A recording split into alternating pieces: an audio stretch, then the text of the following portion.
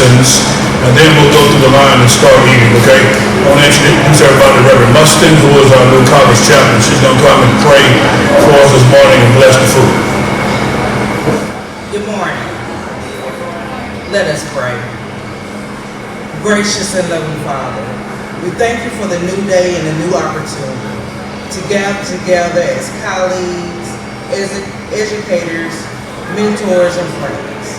Thank you for the gift of this meal, for the hands that prepared it. Bless this food for the nourishment of our bodies and strengthen us for the work that lies ahead. As we begin this academic year, we ask for your wisdom to guide our decisions, your patience to shape our interactions. May this campus be a place where knowledge is pursued with integrity. Bless each faculty and each staff member represented here today. Renew our passion for teaching, our commitment to serving, and our desire to inspire the next generation. For those that's carrying heavy burdens today, grant us peace. For those who's facing uncertainty, grant us courage. For those who are beginning a new responsibility, grant us confidence. May everything we do reflect excellence and compassion and hope. May this breakfast be more than a meal. Let it be a time of fellowship, encouragement, and renewal. As we prepare to invest in the lives of our students. We ask all these in your Son Jesus' name we pray. Amen. Good morning. Good morning. All right. I do hope that everyone has had an opportunity to at least get your breakfast, and please continue to eat. We have a full schedule today, so we're going to reconvene and move forward in our program. And at this time, it is my distinct honor to welcome to the podium the 13th president of Rust College, Dr. Johnny M. Moore. Let's welcome him. Good morning, everybody. Dr. LaSure kind of caught me off guard. She's usually a little bit longer than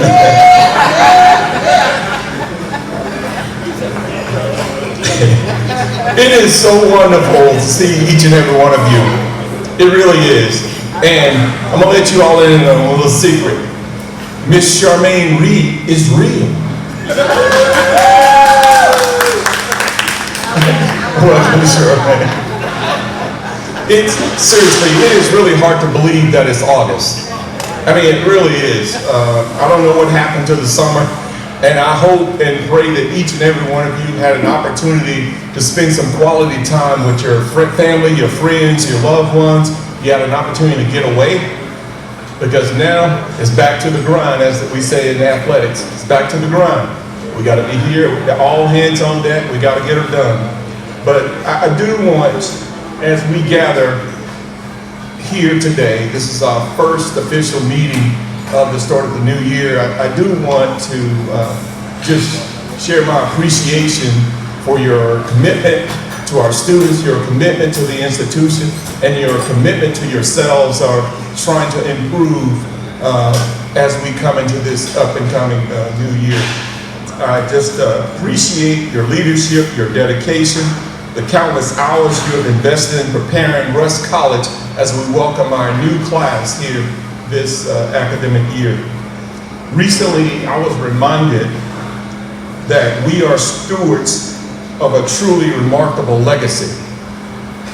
And I know later on in the program, Dr. LaSure and others is going to share with you that this year we'll be celebrating 160 years of excellence.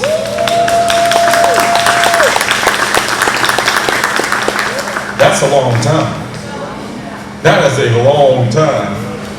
You know, that legacy exists because generation of visionary leaders understood that education has the power to transform lives. And now, that responsibility belongs to who? Us.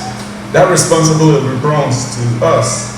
It is our privilege, it is our obligation to ensure that the extraordinary legacy not only endures but continues to flourish for generations to come. Our mission is very simple. and that is to equip and inspire students for excellence and service to their communities and throughout the world. Our mission has never been more important than today. You know, some people say things like, well, I don't know the importance of HBCUs. Well, nowadays, HBCUs are very, very important.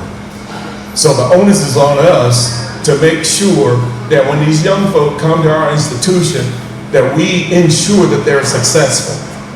We have to go out of our way to ensure that they're successful. We have to do that, guys. That's why we exist. That's why we were established as an institution.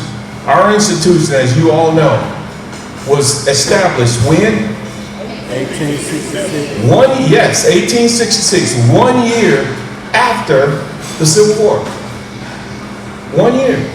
When there was no hope, there was rust. There was no hope, there was rust. We were an elementary school, a middle school, high school, and a college. So we did it all. Our institution is responsible for creating nearly over half of the middle class in this great state of Mississippi. That's our legacy. We have to understand that, we have to embrace that, and we have to push forward. We have to make this, I'm going away from my notes. I wrote notes because I said I'm going to stick to my notes. But lately I cannot stick to my notes. And the reason I can't stick to my notes because there's a message we all have to understand, and we have to all be on board of moving our institution forward. If you guys remember, the very first talk that I had with faculty administration, one of the things that I said was what? I don't like petty. So we have to make this year pettyless, if that's a word. But no, we have to stay out of the weeds. We have to make sure that we're on point and we're focused on moving our institution forward. Because you all know, I'll go back to my notes, you all know that the higher education landscape is rapidly changing. It's changing quickly. And the institution that simply maintains status quo is going to struggle. But those institutions that are willing to innovate, adapt, and lead will thrive. And for years, we've heard things like, in higher education, it takes a long time to bring about change. Right? Well, today, that is no longer true. Standing still is not an option anymore. If we expect different results, we must be willing to operate differently. We have to. That is why, Rusk College has to become a truly student-ready institution. You said, Dr. Moore, what are you talking about, student-ready institution? Well, being student-ready means far more than simply providing access. It means intentionally designing every policy, every process, and every interaction around student success. We have to become an institution that are not simply about transactions. We have to become an institution that's into the transformation business. We have to transform lives. That's why our institution was created. We're living in some interesting times. We're living in times when, in DC, there are some interesting, I'll put it this way, some interesting things that are happening that will affect what we do at this institution, which means we have to have a seat at the table. So you will see me more, you will not see me as much on campus, not that I'm playing hooky, it's that I need to be in Jackson, I need to be in DC, making sure we're pushing, things that can help our institution. Because it's very challenging nowadays. And over the past academic year, we've made some meaningful progress. We've established new partnerships with the high school, with community colleges, with the city, and with others. We've also strengthened our finances, or we're strengthening our finances. We got to get away from this mindset of we don't have any money. we have to get into the mindset that we're gonna be good stewards of the money that we have. That's our issue. We don't just spend money just to spend money. We don't do that at home, do we? Well, I hope, well, some of us. But you guys know what I mean about that. And we have to expand our academic initiatives, and we've improving our enrollment efforts. Patricia Hutchinson and her staff are not here because they're working with our students. Hopefully, prayerfully, we will see an increase in enrollment because of some of the things that we have done as an institution. And we made progress toward accreditation. As you know, we're no longer dealing with 8.2A and 8.2B. We're being dogged by that. We can never put our institution in a position where we're enslaved to 8.2A and 8.2B. That should be the way we operate. You don't play it, here's my sports analogy, you don't play a basketball game if you don't keep score, you keep score. Well, we should not be operating our institution without keeping score and tracking what we do. We have to do what we say we're gonna do. And as I shared with we had a administrative council meeting, a week ago.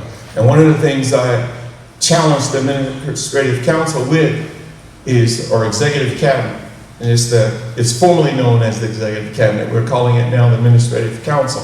And one of the things I challenged them with is that if you're not holding your weight, you will be challenged. You will be called out. That's the mindset, and that's the mode that we're going to be operating in at this institution. Because again, we're obligated to hold up the legacy and to improve upon what we do at this institution. And some of us are just in seats. And that's not going to fly anymore. That's not going to cut it. We're all, including myself, I'm going to challenge myself as well to do a much better job as being your president. Which means I need to be at meetings in Jackson. I need to be developing relationship with legislators. I need to be in DC talking to the congressmen. Those are things that I'm challenging myself to do. Well, if I'm challenging myself to do that, I'm going to challenge each and every one of you as well to hold up to your end of the bargain. You're here for a reason. And part of my job moving forward is to challenge you and ensure that you're doing your job. And that's not to say many of you are not doing your job. Some of you are doing outstanding work, but some of you are slacking. And that's not going to cut it this academic year. And please hear me sincerely on that.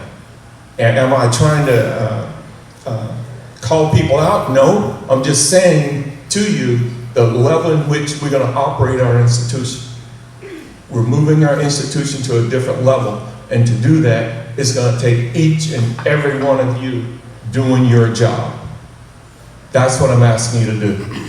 Imagine that. I'm asking you to do your job. All right? So hear me clearly on that. Now, as I was just mentioning, the past academic year, we've made meaningful change. Well, there's still a lot of work to do. There's a lot of work that we have to do. But we should also take pride in the accomplishments that we've achieved this past academic year. We've achieved a lot, but there's a lot more work that we have to do. And the message that I want you to get from what I just said is that the successes that we've had this past year demonstrate what is possible when talented people unite around a common purpose. It's amazing what we can accomplish if we all would put our pride to the side and work together as a team. It's amazing on what we can accomplish at little old Rust College. It's our college. As I challenged the group a week ago, we are the higher educational leaders of this institution.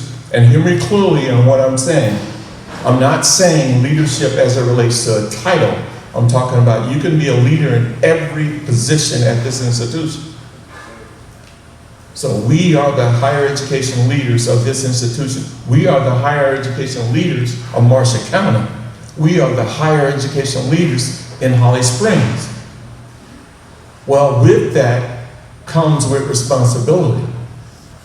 There's a behavior that we have to show. There is consistency that we have to show. We can't, it's like, here's my athletic analogy. It's like a good sports athlete coach. If you have a player to go out and get 30 tomorrow, you expect that player to produce that continuously. You don't want a player that's going to go 30 tonight and then for the next 5 games don't show up.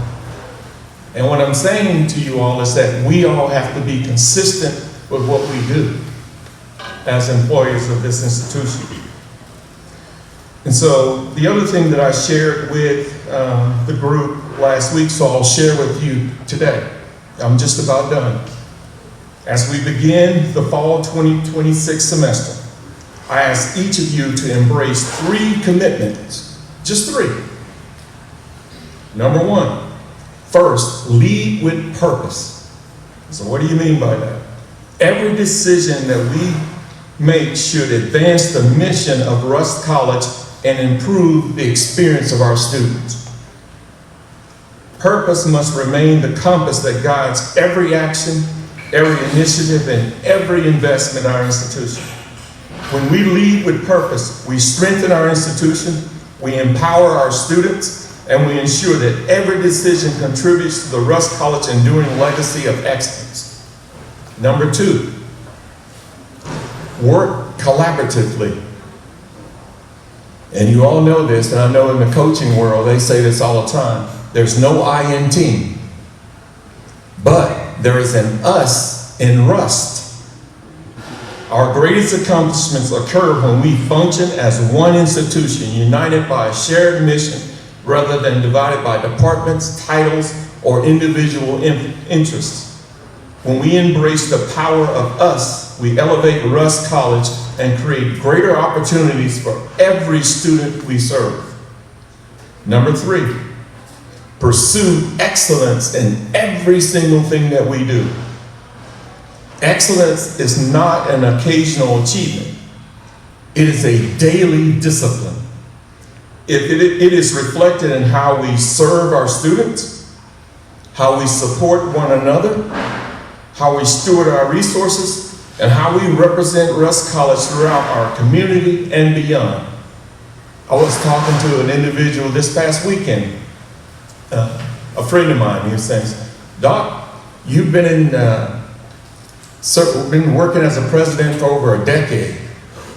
He said, "How do you do it? How do you stay on all the time?" Well, truth of the matter is, it becomes a part of my lifestyle. I can't wake up and say, okay, 8 o'clock this morning, I'm president of Rust. I'm president of Rust at 8 o'clock this morning. I'm president of Rust 8 o'clock tonight. I'm president of Rust when I'm in DC. I'm president of Rust when I'm on family vacation in Florida. I'm president of Rust when I'm visiting my relatives. I'm president of Rust during our family vacation. I'm always president of Rust College. My point is, guys, when you're in a job, you have to own it. Leadership is about ownership. You can't pick and choose when you want to be a leader. You can't pick and choose when you say, well, it's a title. Leadership is not a title. It's a discipline. It's about consistency. And I've been here, in fact, in a few days I'll be celebrating my first year anniversary here at Rust. And I've been here and I'm trying to just indulge myself into the culture of this institution. And some of the things that I've seen where we fall a little short is we're inconsistent. We have to be consistent every single day. Every single day. We owe it to our students to be consistent. That's what I'm asking you. Be consistent as an employee of this institution. Be consistent in what you do. Now, I'm not saying, please don't misinterpret what I'm saying. Most of us are doing a phenomenal job. But there are gaps in which we have to improve. There's a reason why SACS was reaching out to us and making sure we do a monitoring report. There's a reason why ACM1 was reaching out to us, the federal government, saying we have to do such things. Because we have been exposed on several areas. So this year, faculty members, I'm going to challenge you. If you have a scheduled class, go to your class. That's expected of you. That's expected. If you receive phone calls from students, you receive emails, respond to students. You receive phone calls from the general public, answer the dadgum phone. We have this thing of, if you're not in your office, you can transfer your phone. No phones calls should not go unanswered. Now think about what I'm asking. Those are basic, fundamental things of being a high-functional institution.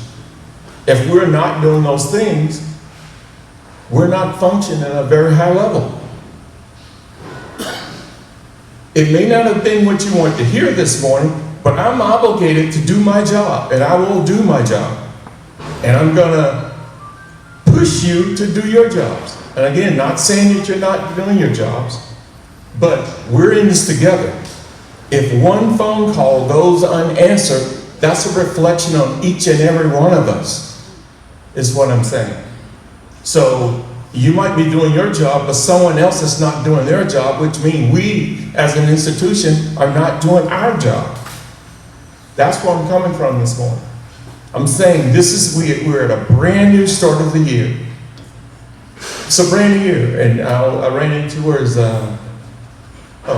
there's Miss Mayor running.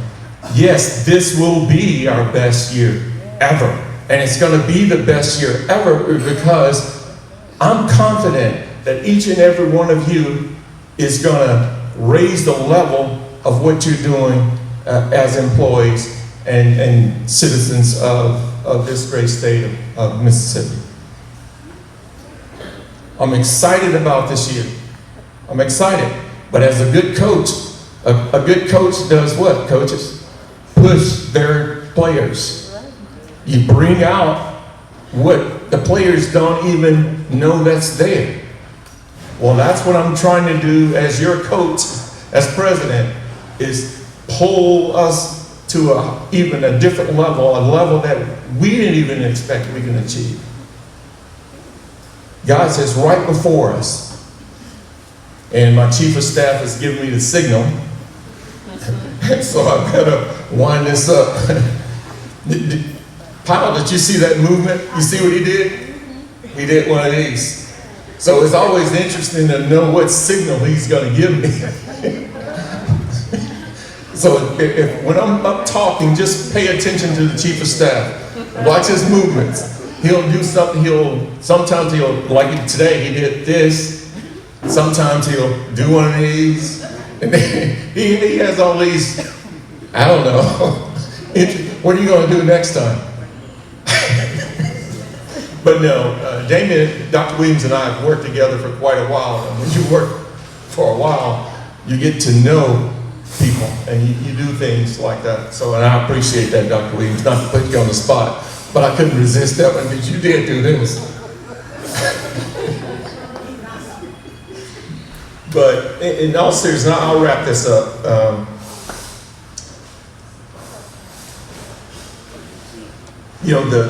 The third, as I said, the excellence in everything we do, and it is reflected in how we, like I said, we serve our students, support one another, steward our resources, and represent Russ throughout our community and beyond.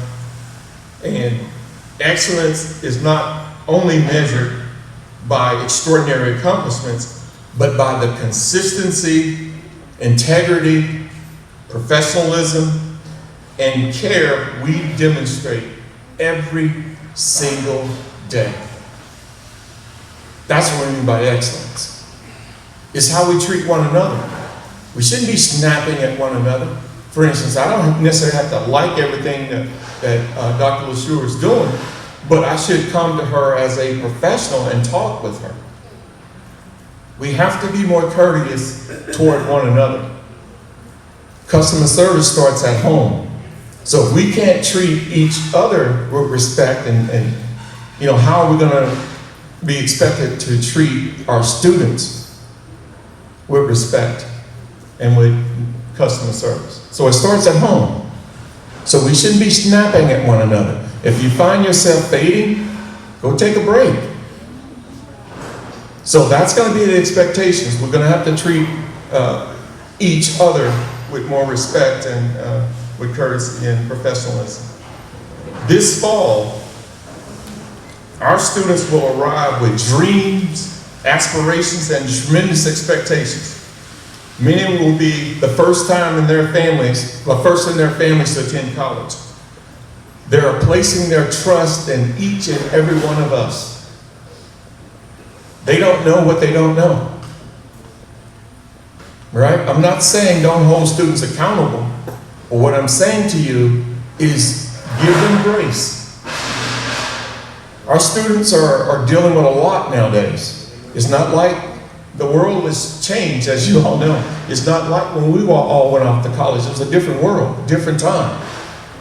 And we got to get out of that mode of saying, well, these kids today, they're different. Yes, they are different. They should be different. We're living in a different world. So give them grace. Hold them accountable, but be consistent and give them grace. Our students, they deserve our very best, not only on the first day of class, they deserve our very best every single day of the year.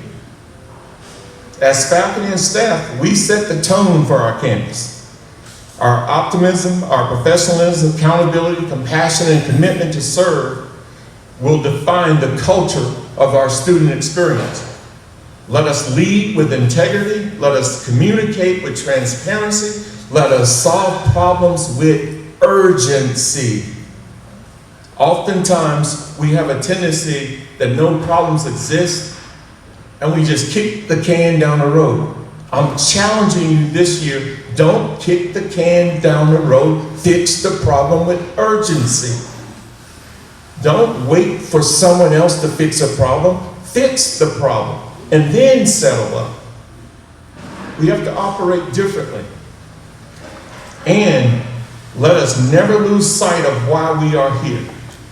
Let us continue working together with a strong sense of purpose as we build upon our extraordinary 160 plus years legacy while preparing this historic institution to seize the opportunities of the future. Thank you for your dedication. Thank you for your commitment. Thank you for your unwavering belief of the mission of Rusk College. May God continue to bless each of you and this great institution as we are privileged to serve Rusk College family. Mary, you know where I'm going. This is our time. The future will not wait, neither will we. I'm asking each of you, every one of you, to get on board. I'm going to say this again. I'm asking each and every one of you to get on board. I'm not going to talk about the alternative if you do not get on board. I'm just asking you, please get on board, because we are moving this institution with purpose, with passion, with urgency, and with determination. Together we will strengthen our institution. Together we will transform the lives of our students. Together we will ensure that Rusk College remains the beacon of faith, scholarship, leadership, and the service for generations to come. So let us move forward together. Let us move forward with courage. Let us move forward with excellence. And let us move forward with the confidence that the very best days of this college is ahead of us.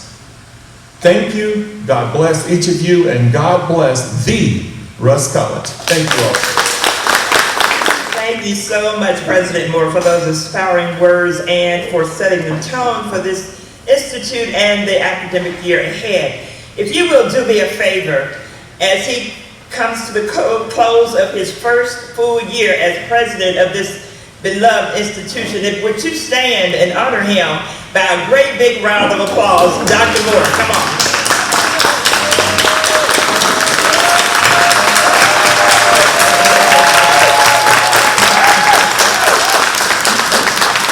Thank you again, Dr. Moore. Thank you so much. Thank you so much. Each new person that joins us on this campus adds value, experience, talent, and perspective to the Rusk College family. To come to the next phase of our program, we're going to ask our very fine Chief of Staff, the Dr. Reverend, get you off the microphone, Dr. Damian Williams will come.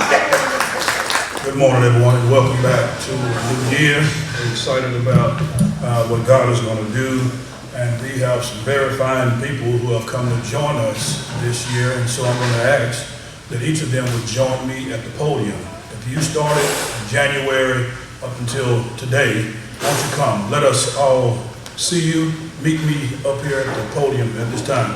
And if you are back for a second or a third or a fourth or a fifth stint, come on back. Come on up. We want all of you to come up. All of our new family members, I want you to see each of them. That's a third of the crowd that got up. Doc, what we doing? Goodness gracious. Now come on up. I want everybody to see who you are.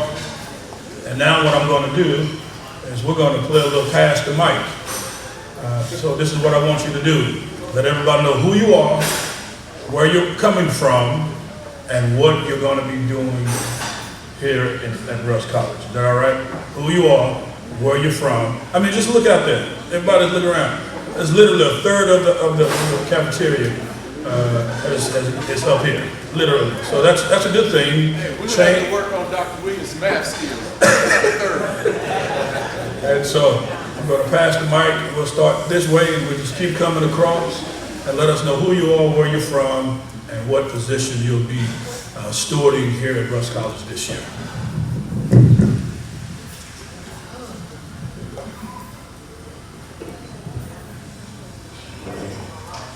Good morning, everyone. My name is Shakayla Mitchell. I am a native from Holly Springs. My position is Director of College Access and Pre-College Programs, and I'll be working with the Upward Bound program. Good morning, everyone. My name is Stanley Robinson. I'm from Olive Branch, Mississippi. I'm a graduate of Rusk College, which I'm very proud of. Right now, I'm performing the duties of the controller. Good morning, everyone. My name is Lamika McMillan. I actually come by way of Seattle, Washington, and I am here as your CIO. Good morning. My name is Robert Curry. I assume the responsibilities of Director of Physical Plant. And before I say anything else, I'm from Holly Springs, Rusk College, graduated in 1975. So it's a lot about me. I had a speech, but since I'm here, I don't know if I'm going to be able to do that right now. I have 2 or 3 vendors on campus I need to get back to. So if you'll excuse me, I do this now instead of later, if that's okay. But first of all, I want to say, congratulations, Dr. Moore. You did an outstanding job for all the things that you said that we need to do. And we must work together. We are here to serve and not be served, and to treat others the way we want to be treated. If you want to be treated right, treat other people's right. And that's in the Bible. It's not Robert Curry, it's not Dr. Moore, it's the gospel.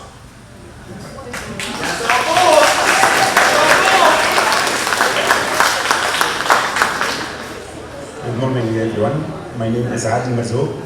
I'm very happy to be here with you today. I am a new assistant professor in chemistry department with Dr. Khan. Thank you.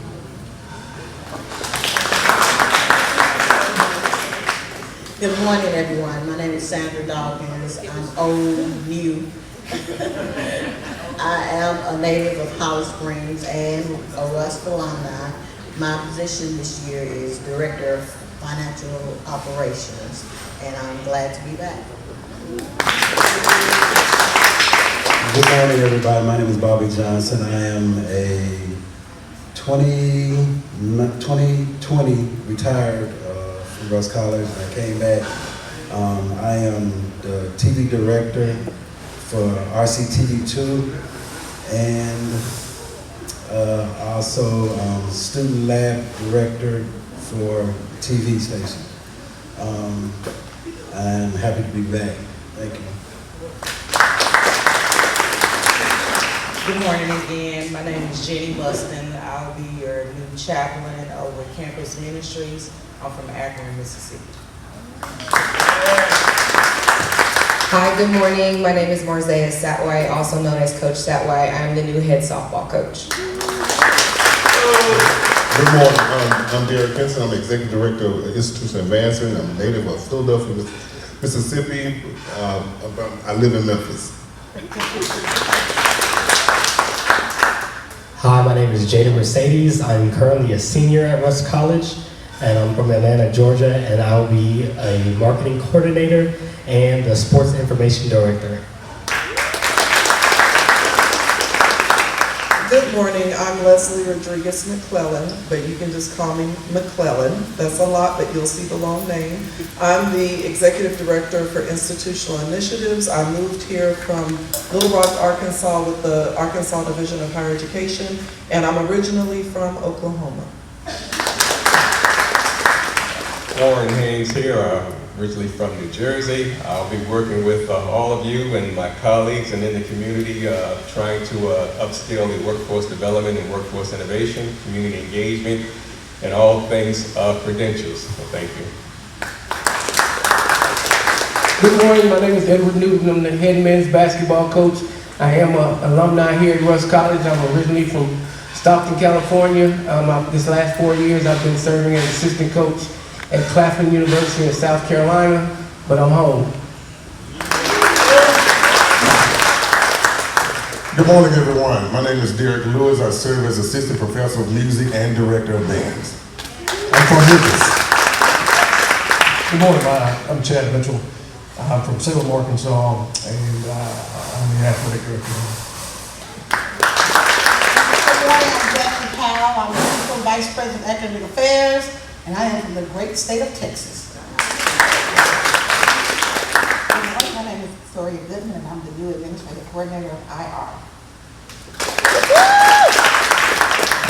Good morning, my name is Charlotte Bush. I'm from Memphis.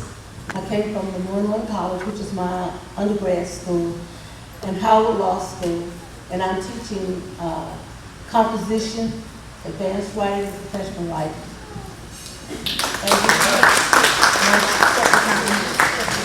Come on, family, let's welcome them to the Russ College family.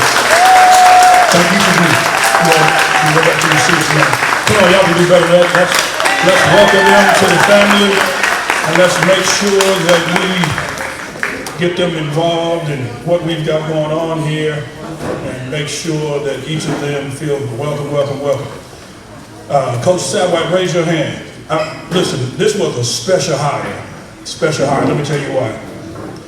Last year, our softball girls did not have a coach. So I told A.D. Mitchell, I said, listen, we have to hire a softball coach, if nothing else, because our young ladies deserve the very, very best. And so we recruited her from Texas and Memphis, Texas, all over the place. She's been in California, and so now she's here. So we do want to say thank you for being here, answer the call.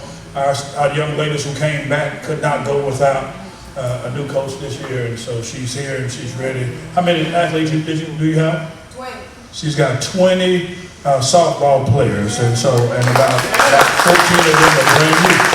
And so to each of you, we're all going to have indeed a great, great year. We want to just let you know if you need anything, the President's office is open to you. All of you who are brand new, HR is here for you as well. Where is Bree here? I see her back there. That young lady who kept you all on board, she's here to help serve you. In addition to Ms. Nixon, she's coming back in, having to go do some things. We had to make some minor adjustments to what Chief Scott and his team are getting ready to do.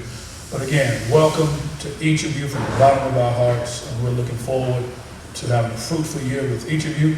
And at this time, we're going to continue our program as Rev comes, and we have our key areas of overview. Thank you, Dr. Williams. And again, welcome to each of you to the Rusk College family. At this time, we will begin our key area overview.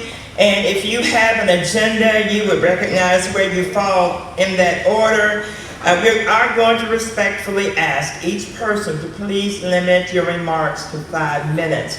We do have to allow time for what we have ahead of us on today. So we want to, again, respectfully ask. If you go over your 5 minutes, Dr. Williams, you will see a cue from Dr. Williams, okay? So again, we're going to ask if you will come in this order. Dr. Jacqueline Powell, Interim Vice President of Academic Affairs. Dr. Damian Williams, Chief of Staff. Mrs. Sandra Dawkins, Coordinator of Financial Operations. Ms. Shanika Nixon, Director of Human Resources. Mr. Chad Mitchell, Athletic Director. Mr. Robert Curry, Director of Physical Plant.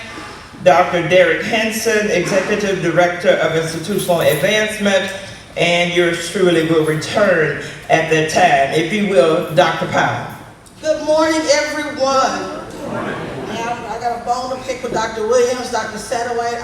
I'm glad you're here. You told me I was the best hire, so now I see I've been replaced. But again, I want to say I'm excited to be here. I am, like a little kid going to school for the first time. I'm excited for the first day of school, and I want you to be excited too. Because there are great things that are coming. I want to kind of piggyback on our president about what is coming forward. I expect great things from the faculty. For all y'all don't realize, I will say this, the faculty is the heartbeat of the institution. The faculty is the blood that runs through it. Without faculty, nothing else matters. And so I am going to be the biggest cheerleader, the loudest cheerleader for faculty. But I'm also saying the bar is very high for faculty. The president mentioned that there are some things we could do a little bit better. We did some things to get off of H-8-2A and H-2B, and I expect us to maintain that. I expect us to begin to do new programs. I expect us to make sure we're meeting our students where they are, and we're helping them across the finish line. That is what it's about. We're about teaching. And so when students can't get through, I expect you to help them. Because again, they are a different kind of student. They don't learn like we learn. They don't come in prepared, because if they did, they wouldn't need to be here. So I want us to get our mindset ready for whatever comes to the door, meet them where they are. You're the expert. You know what to do. I need you to teach them your subject as well as you know it. I am here to serve, to help, to benefit all of you as well as our students. So again, thank you all for that warm welcome. I'm here, my door is open, and faculty, I look forward to seeing you Tuesday, Wednesday, and Thursday of this week. Thank you. I typically can get up and speak extemporaneously, but today I did make a few notes as it relates to Title III for each of us, and just give you a few seconds. Title III, again, is not about, it's not just about funding, it's about transforming an institution. And it's not simply just a federal grant, but our key emphasis here at Rusk College, just like the grant has been written, is about student access, academic quality, technology, professional development, institutional effectiveness, as well as long-term sustainability. And all of us have a role. Title III does not belong to one office. I need to be very, very clear. It is the president's grant, so it belongs to everyone. It belongs to faculty, it belongs to students, it belongs to staff, it belongs to coaches, it belongs to administrators, student support professionals, and every employee. Students don't expect, nor will they experience Rusk one office at a time. They experience Rusk as one institution. And every interaction either builds confidence, builds trust, or builds barriers. We have to make sure that we're building trust and confidence. And our focus this year are several priorities. We want to improve student persistence and retention. We want to make sure that we are using our data correctly to make better decisions. We want to support innovative teaching, strengthen our technology, improve student support services, I'm going to create a culture of assessment and continuous improvement. Everyone in here will receive, not everyone, most of you will receive a brand new Dell, almost $3,000 laptop with Title III funds. It will be labeled, and this is not yours. When you decide to leave us, leave our equipment here. Or your last check that you're going to get by paper check anyway will be held. And I want to be absolutely clear. This equipment is not yours. It belongs to the college. But you will also be able to, it will work as a docking station as well. You'll get a HDMI cord that will plug into the side. You can use it on your monitor as well. Why am I saying all of this? I'm saying this because accountability matters. Title III is built on measurable outcomes. That means that our assessment matters, our documentation matters, our follow-through matters, and our communication matters. Again, this is not your grant, it's the college's grant. And we cannot improve what we do not measure. If you don't measure it, how can you fix it? And we need to really start thinking about innovation over tradition. And I want to challenge each of you that we know that we cannot solve tomorrow's problems using yesterday's thinking. We've got to start thinking differently and how we want to go about using this grant and what does the future look like. And I want to encourage each of you by asking you these three questions. How can we improve? How can we simplify? And how can we serve our students better? We must have student-centered excellence. And you're saying, Dr. Williams, you're at 4 minutes and 50 seconds. Technically, Dr. Powell only went 2.5 minutes, so y'all give me a couple more seconds. I'm a Toastmaster, so I'm borrowing her few seconds. How does this help our students succeed? We must process our paperwork, whether you're doing chemistry, athletics, cleaning buildings, working financial aid. Everyone contributes to the success of our students. And let me give you this Baptist close in 1 minute. I believe that this could be one of the most significant years in the college's history. Not because circumstances are perfect, but because our people are committed. Great institutions are not built by grants alone. Great institutions are built by people who refuse to settle for average. Let us be intentional, let us be collaborative, let us be accountable, and let us be innovative. And above all, let us remember that every improvement we make ultimately changes a student's life. Today, we will have over 100 students moving on our campus, brand new freshmen who've never been here before. Each of them have a name, each of them come from different cities, and all of them have a story. And they matter. They matter, family, they matter so much. As I told the Leadership Council on last Tuesday, we are literally on what I have called Operation Turn No Student Away. We're under, again, Operation Turn No Student Away. If they show up here this week with a suitcase, we're going to figure it out. If a mama, a grandmother, a grandfather, an auntie or a cousin bring them here, we're going to figure it out. So I need all of us to be flexible. I need all of us to get some rest. It's going to be a long, long week. It's going to be a good week. But remember, our students matter. I commit to each of you as your Chief of Staff and Director of Title III to being a partner with each of you. My office exists to help remove barriers, to support innovation, and ensure that college, together, all of us, build a stronger Russ College. Let's make this a great year. I'm looking forward to working and serving each of you. Amen. Good morning, good morning, good morning. This is going to be super quick, and Dr. Williams can actually reclaim my minutes if you want. I'm going strictly from my notes, hoping I don't forget anything. I want to say good morning. I'm Sandra Dawkins, the Director of Financial Operations for Russ College. I want to welcome you back to the new academic year. The fiscal area is here to support the college's educational mission by providing accurate financial services, safeguarding institutional resources, and delivering professional, responsive customer service to students, faculty, and staff. We house the cashier's office, accounting, accounts payable, purchasing, post office, transportation, and the dean. The cashier's office is ran by Letitia Stinson. She's not here. She's working registration.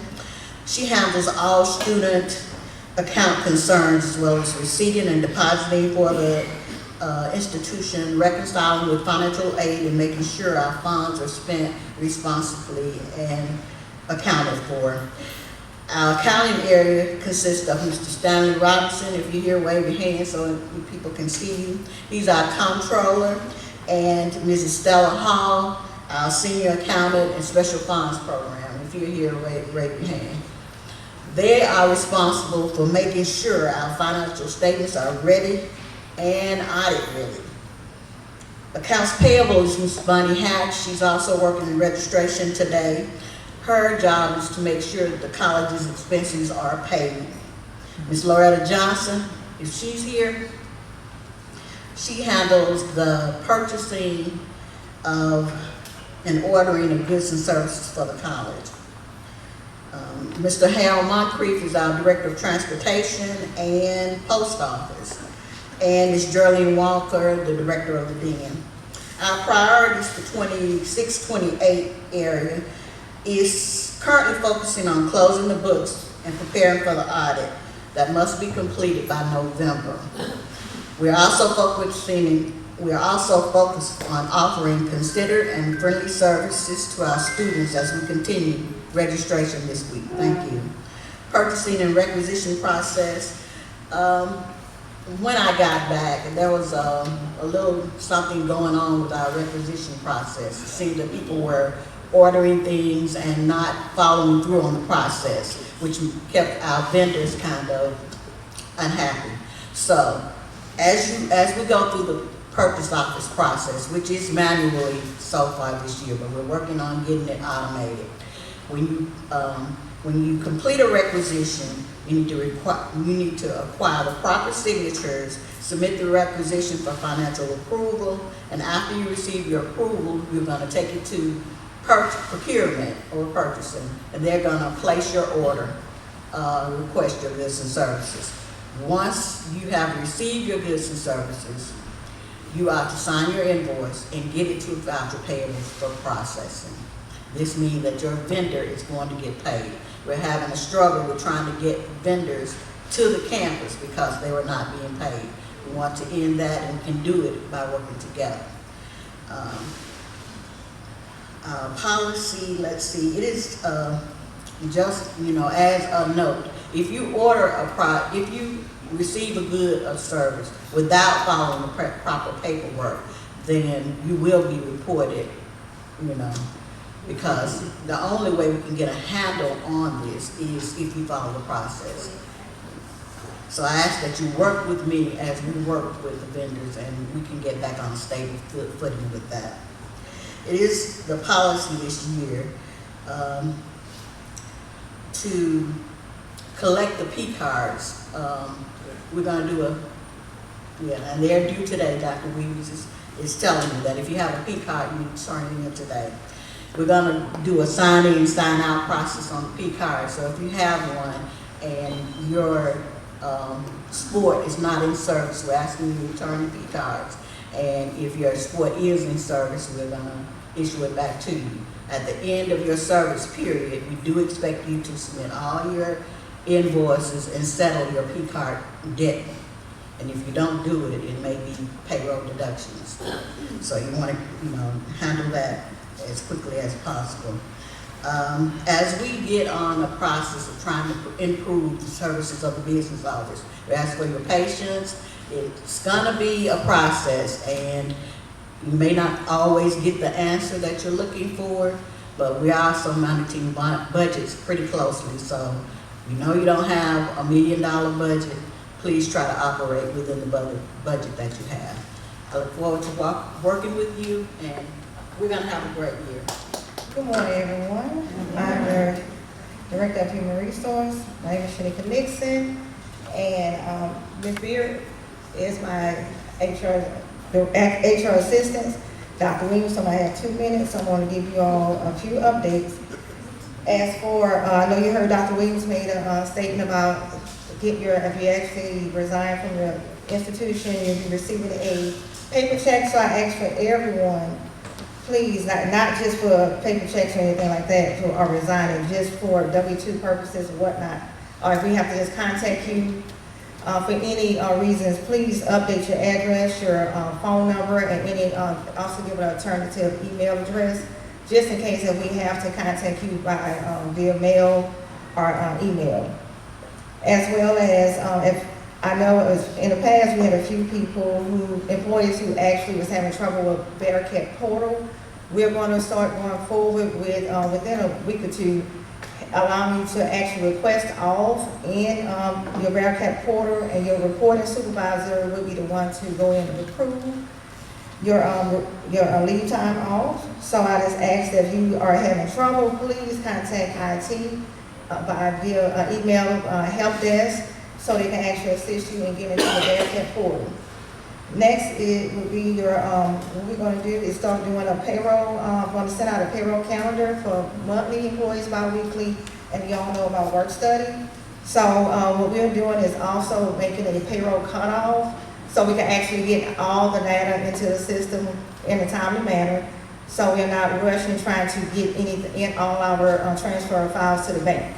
So, if, you know, I just ask that you please, as you turn in your documentation, I know we have a few, you know, kinks that we got to work out, but we're going to work those out. But I do ask that you respect the payroll cutoff date as for payroll, so we can actually make sure that everything is properly completed in the system, filed in the system, entered into the system, and filed, processed through banking in a timely manner.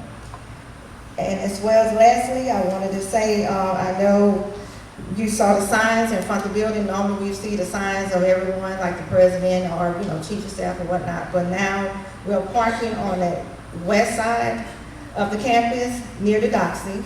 And we just ask that that area that's in front of the A building to be actually reserved for incoming students as well as our visitors. And that is all I have for the moment. I will be sending out correspondence via email, and if y'all have any questions, please contact myself or Ms. Beard. Thank you. Good morning. I'm Chad Mitchell, again, athletic director here. I was brought in March. Worked with Dr. Moore before, and he brought me down to revamp and recondition the athletic department. And so that's what we started doing since March. We started with recruiting. We were tasked to grow some enrollment by recruiting, and I feel very confident that we've done that. Most of our teams have doubled. We're actually going to have JV schedules now too, and so there'll be lots of athletics going on between now and May.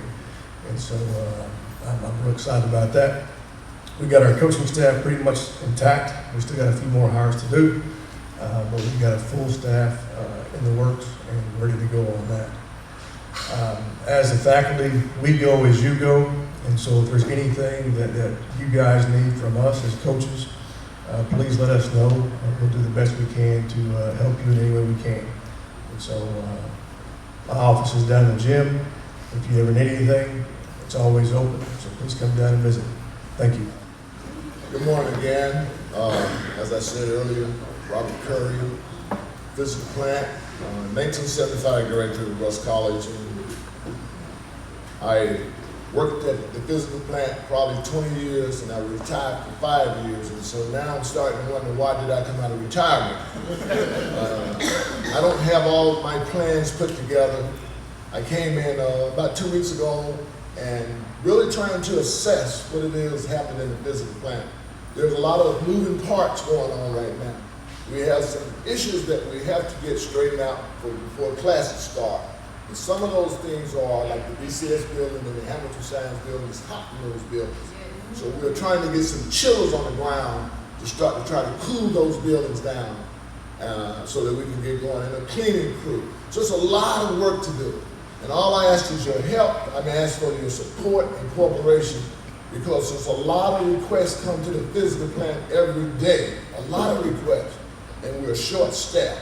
When I was here the first time, we had 30 people in the physical plant working. We now have 12. Can accomplish. I have not taken a day off since I hit the ground.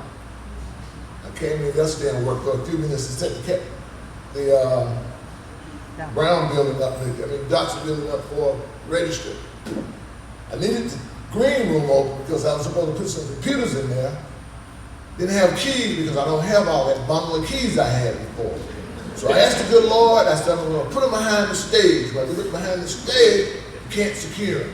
So I had Mr. Bridgeford to count how many we put over there. We signed the big document, asked the security to observe and watch the building. So the computer gets stolen. We have 70-some computers we had to deliver. But that was a request for that. And then Friday was a request. We had a funeral going on. So I had to get over there and get it cleaned up. So there's a lot going on. There's a lot of moving parts. So everybody on this campus expects the physical plant to move when they send over their work request. Everybody. Everybody expects the physical plant to move. There's very little compassion for the physical plant. Very little compassion. And no one cares because you got to get your job done too. And if I ask you to be here at 8 o'clock in the morning, you're at 8:05, you might be late for your tax. I just want you to know that. You may be late. Because I got to get the guys to get to move something before I put them out on the grounds or send them to a job. Because I'm asking them to be accountable. I'm asking them to be accountable. I don't need people right here stopping these guys, asking them questions. Ask the questions to the physical plant. Don't pull them off their job. Because then when I started talking to them, they want to push back on me and say, well, Dr. Moore called me.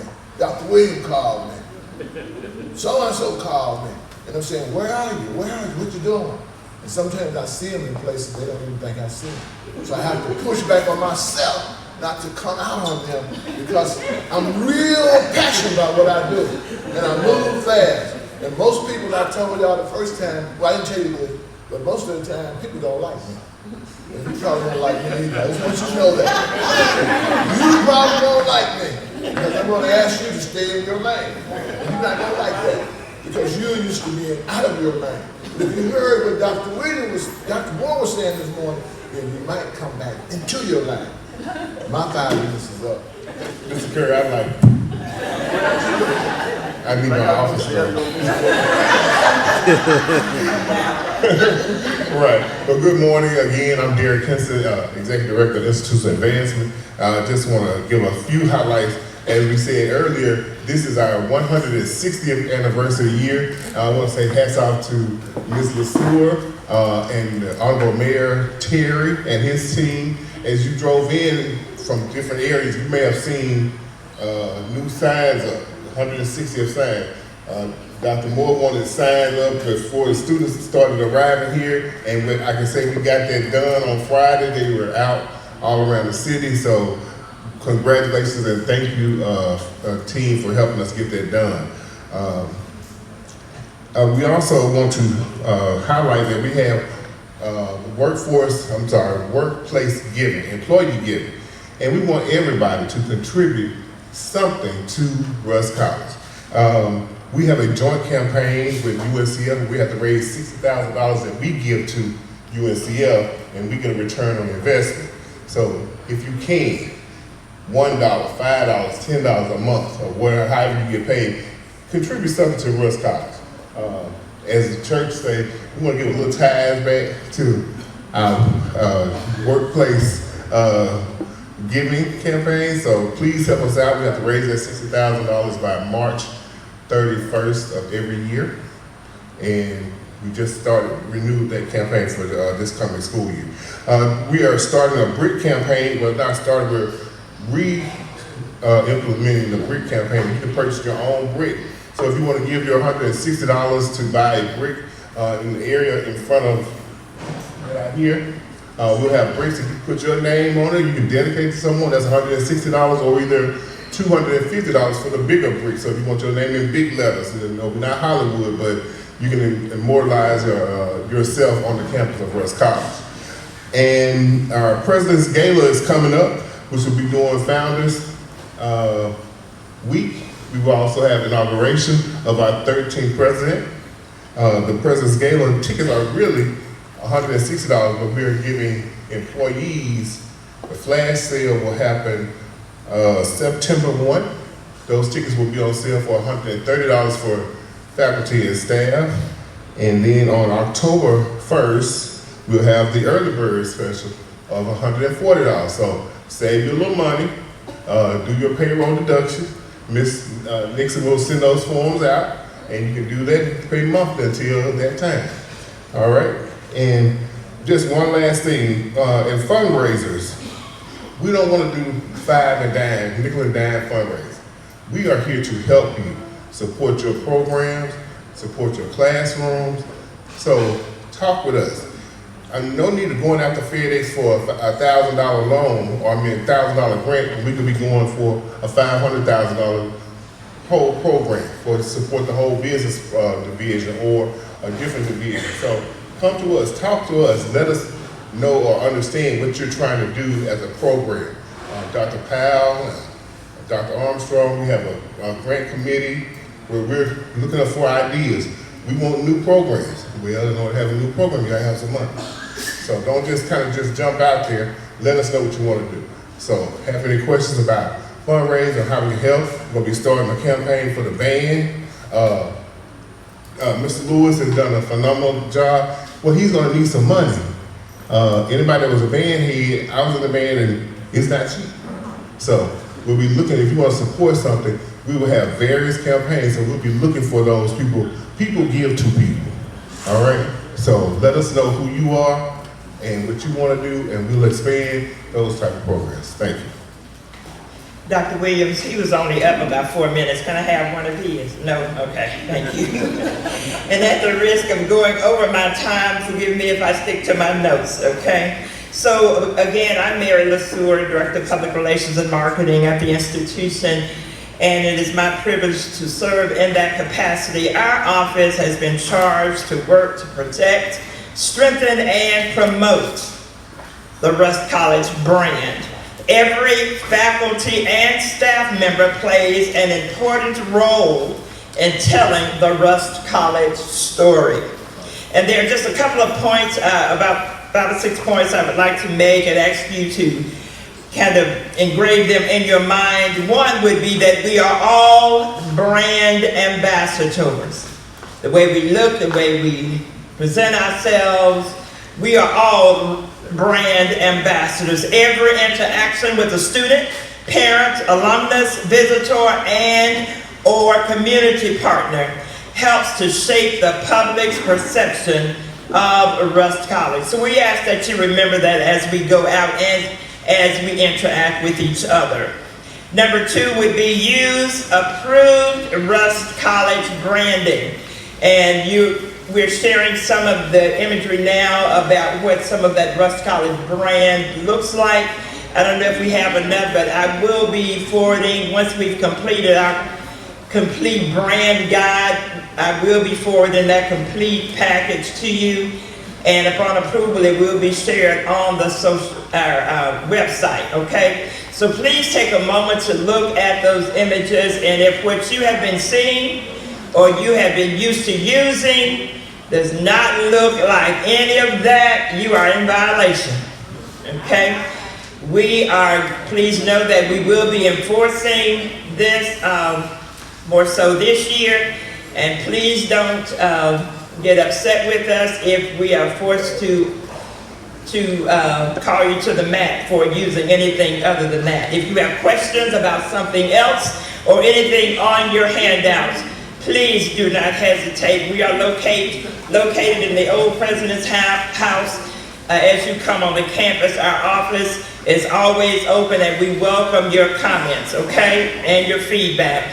Number 3, we ask that you share your news with us, right? You have some great things going on within your departments and divisions, and it is our job to help you advertise and showcase you, okay? If you're looking good, Rust looks good, right? So please share your news. There is a link on the college website, rustcollege.edu.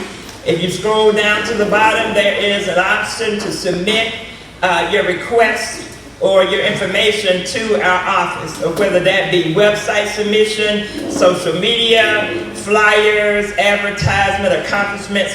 And if you're aware of what your students might be doing, please share. I cannot stress that enough. Right now we are a party of 1.5, And we have a lot of things going on this campus, and we would like to get as much of that out there as possible.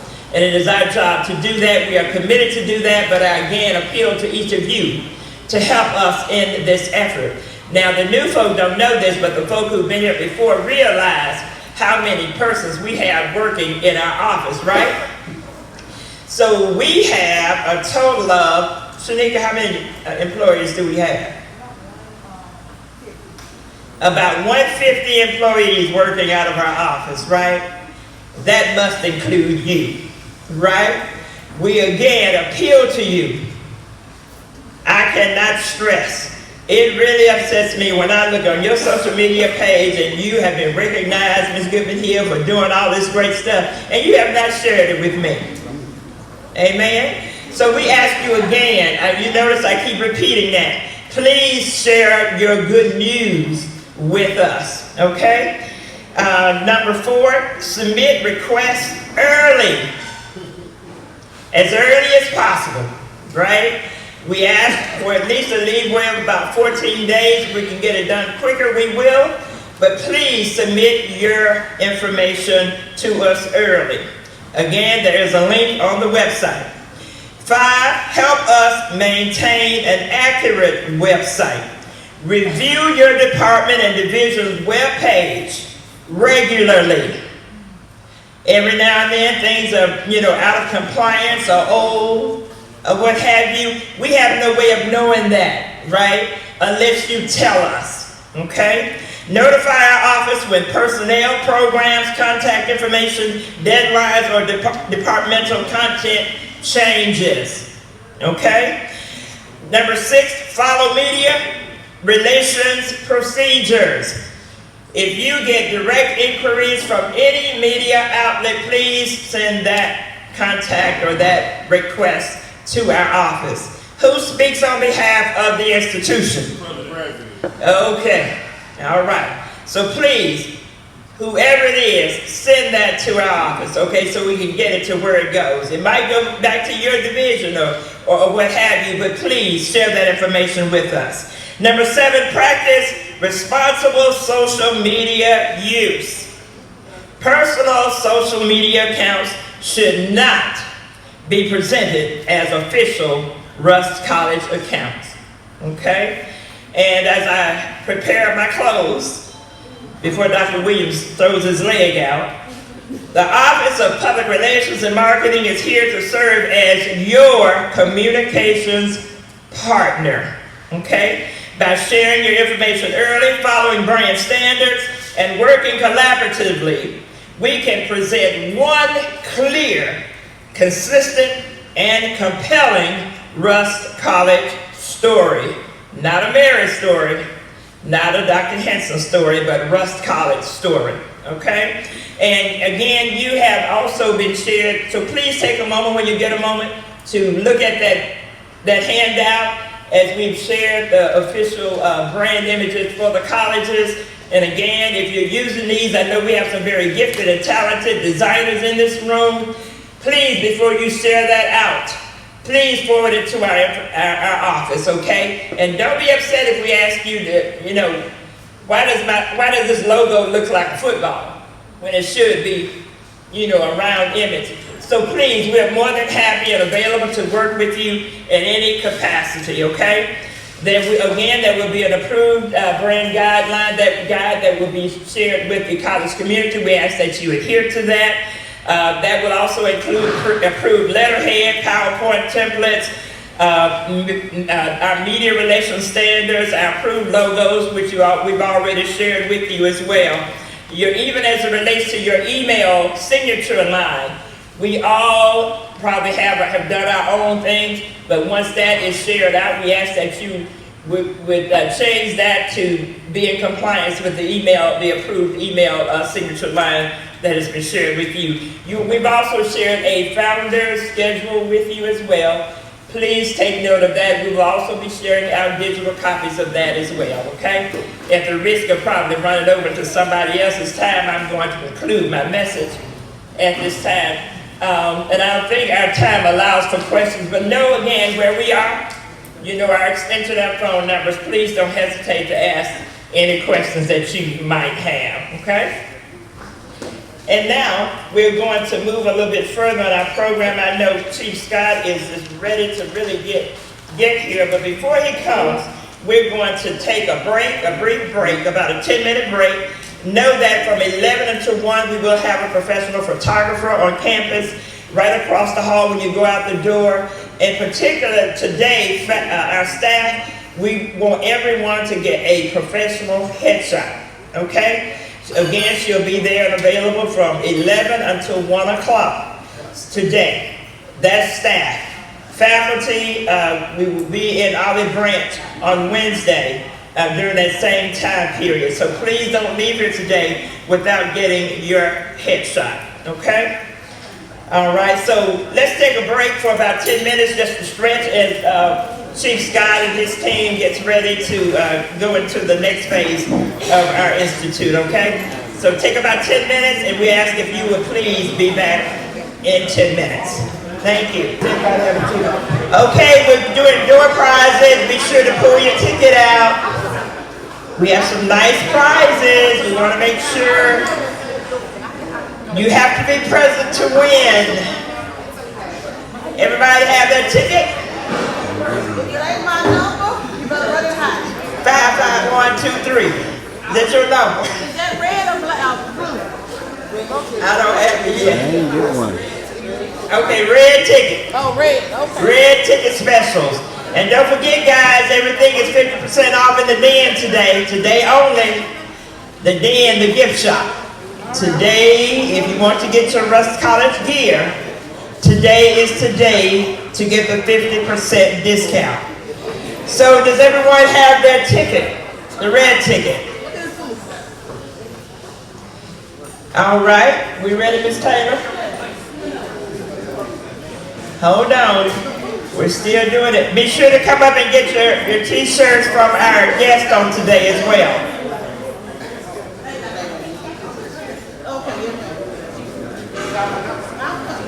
Call your number.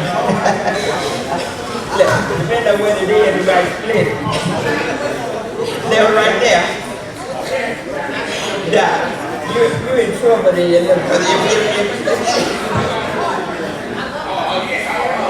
this one your age school, oh, that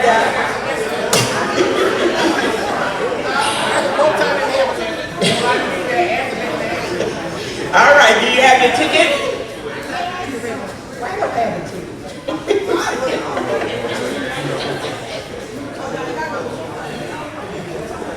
All right, we'll be ready in just a second. We're waiting on Miss Taylor. All right, Miss Taylor. We ready for the first ticket. All right, you ready? Yeah.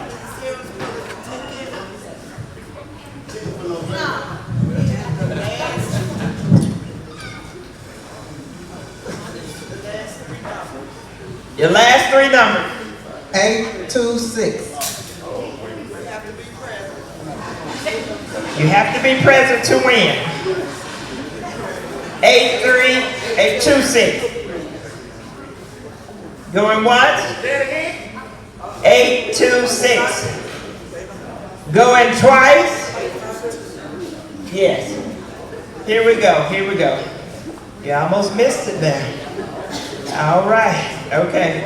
Go see Miss Vanna White via Miss Taylor. All right. We ready? All right, Miss Taylor. Ready for the next one.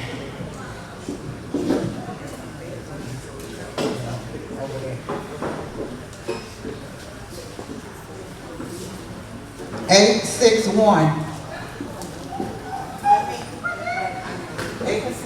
861. All right, we have a winner. All right. Okay, come on down. Let's pull another one. All right. All right. Okay. All right. Okay. Come. This is the third one. Yes. 859. 859.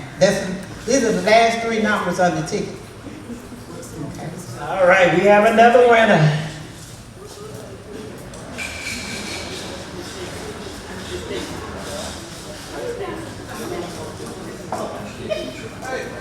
All right, we have one more before we pause.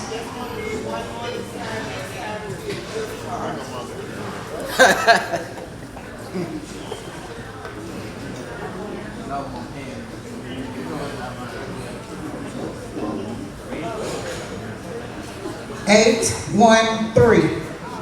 8, 13. All right, we have another winner. All right. Okay. We're done for now. We still have a few more we'll do a little bit later on in our program. But at this time, we're going to present our Chief of Safety and Compliance, Chief Eric Scott, to lead us further in our training. Okay? Come on, Chief Scott. Good morning, good morning. All the new people that don't know me, I'm Chief Scott. Today we're going to do a little presentation about active shooter. I had a whole PowerPoint to present to you guys, but apparently this screen not working today. So that's why we end up printing it out. I just focus on what I'm doing too, and do a mass email of the whole PowerPoint so everybody can see it on there. They can see what we're talking about today. I got with me Officer Bingham from the Holly Springs Police Department and Lieutenant Sanders from the Holly Springs Police Department. Chief Crane should be here in a second now from the Fire Department. And today we're going to have a basic discussion about active shooter, what to do, what not to do, and last but not least, run, fight, and hide. So, Officer Bingham, you want to start it off?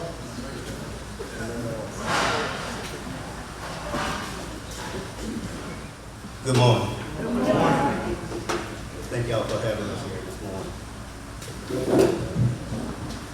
Again, I'm Officer Bingham. I'm Public Relations Officer with Holly Springs Police Department.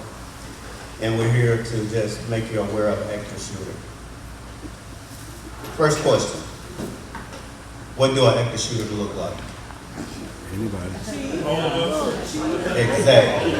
An active shooter could be any one of us in this room.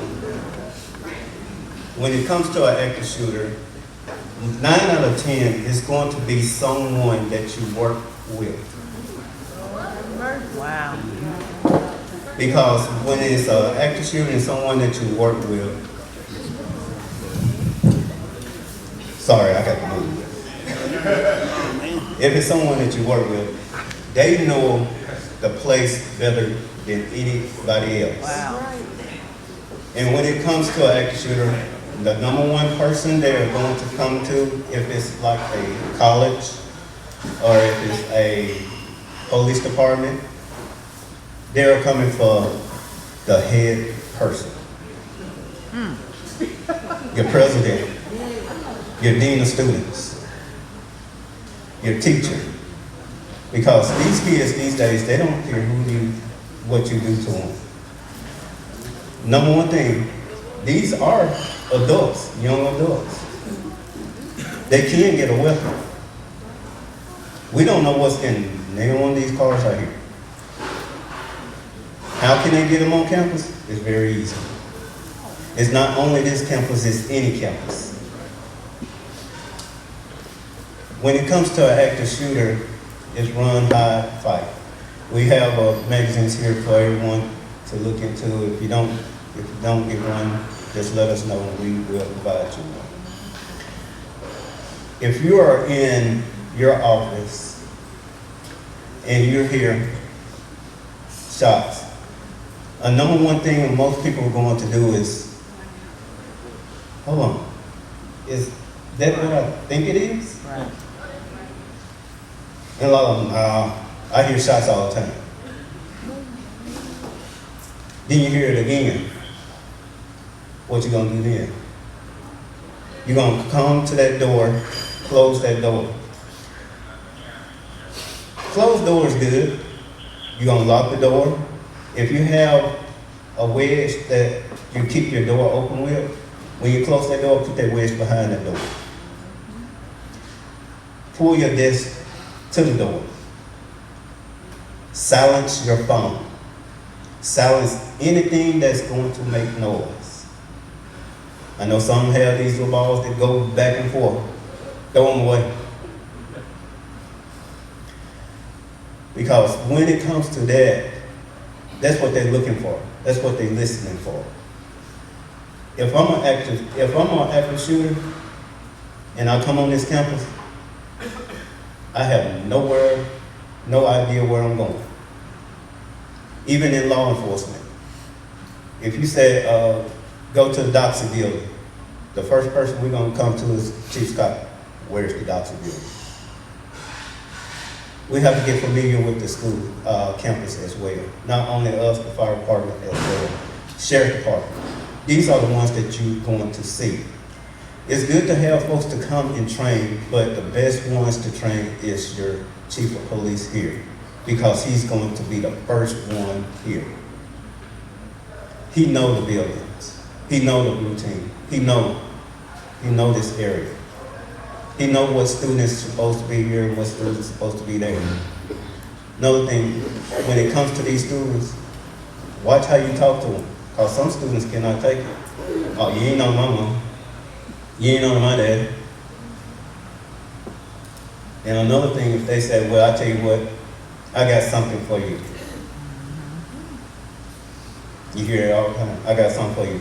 Is that a threat? Who you gonna report it to? Report it to security force. Always report it. Anything that you think is a threat, because you all are under the same law as law enforcement, as firemen. When it comes to a crime, it comes to that.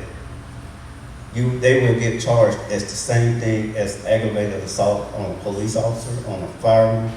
You all are in that bracket. We do not have a problem with charging. But one thing we do, if it's an active shooter and you hear it, let us know. It's going to be flooded. Dispatch going to be flooded. Hey, it's going to be in this building. They are wearing this. They're wearing black pants, white shirt. They got a mask on. They going down the hallway. Get as much as you possibly can. Get yourself safe. If you're gonna run, run. I know a lot of y'all women here have Louis Vuitton, Gucci, Michael Kors. You better leave that purse. You better leave it. Because that purse will be there. They ain't coming for your purse. When it comes to an active shooter, Chief Scott.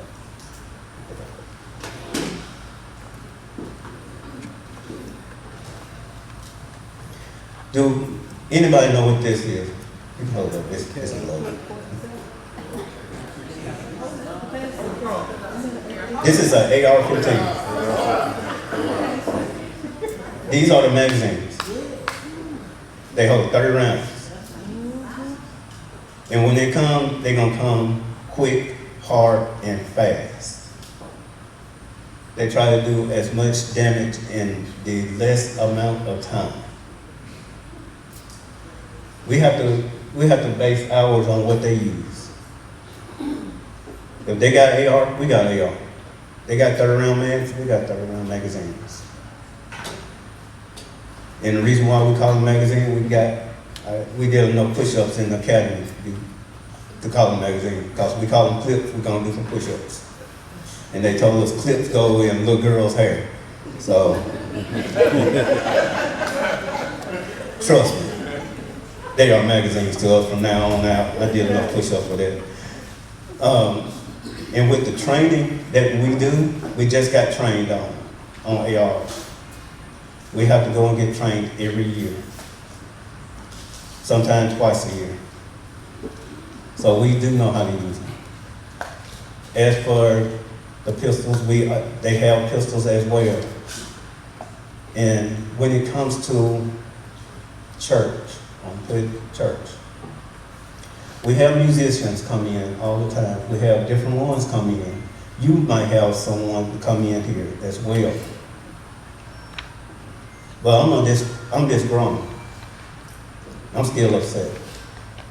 So what I'm gonna do, I'm gonna come in with the band. I'm gonna come in with the musicians. But if I come in like that, you're gonna see it, right? But if I put it in a guitar bag, what you looking at? You're just looking at a guitar bag. And when in a guitar bag, it's just like with mine, with my personal one, I have an AR at home. I have 10 magazines for the load and got 100 more rounds to go. We also have it with the police department. We got 3 magazines for the load and then we got 100 more rounds to go. We don't know what type of situation we might fall in or what you might fall in. When we come, no disrespect. If you're laying on the floor, help me, we're not going to stop and help you. We'll throw you a tourniquet and keep on going because we are going to eliminate the threat first. That's our main concern. Yes, the threat. Once we get the threat taken care of, then we'll go back and surrender aid. We have been trained on that as well. Anything that we have on us, we have been trained to use. And we will use it. You have a wide open campus, and it will be kind of hard. But as much as we ride through here, we're going to try our best to secure this campus as best as we possibly can, along with security. Anything that we see that we feel out of place or look out of place, we will report it. You also, you know your students, you know your teachers, you know your faculty workers, you know when they're having a bad day. If I come in here all jolly and happy, Miss Sharon Goodman here, she knows being, hey, you ain't yourself. What's going on? No. Get them one word, and you better okay. See what's going on. Something might have happened at home. Something might be going on with me and Chief Scott. But something you need to know what's going on with your people. Don't just get out here and, okay, yeah, they work with us, but you don't know them. Learn your people.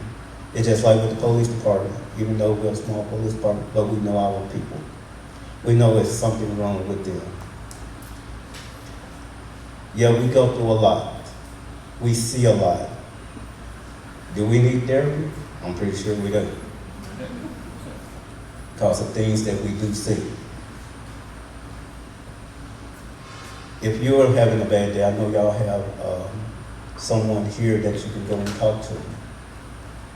Even in an active shooter situation, after an active shooter situation, any kind of situation,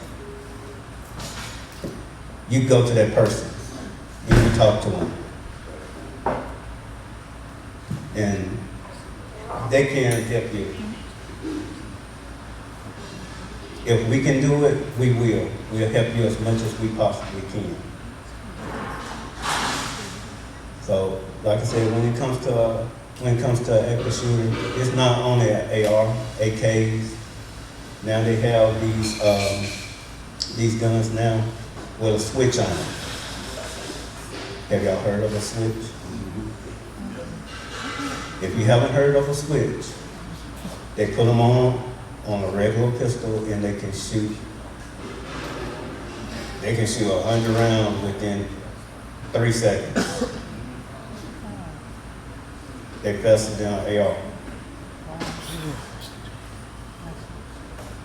When I say especially in the AR, it is.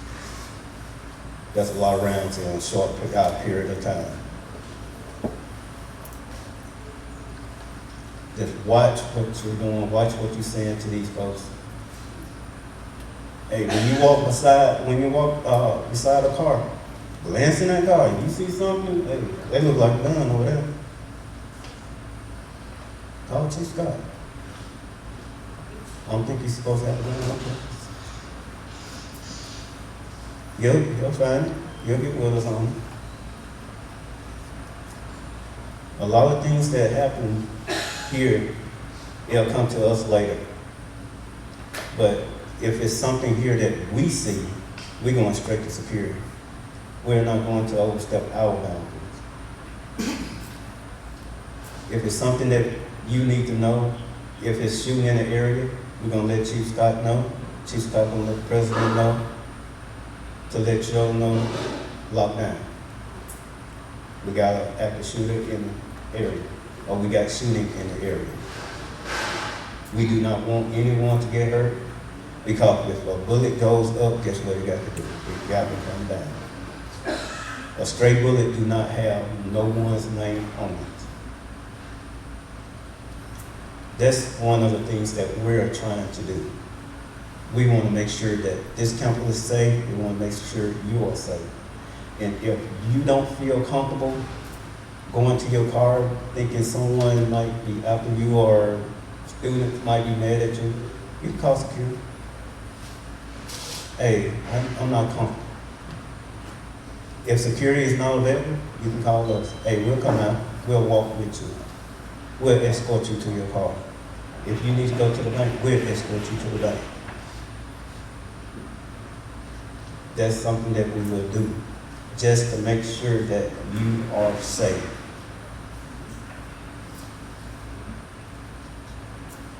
Officer Sanders here, he's our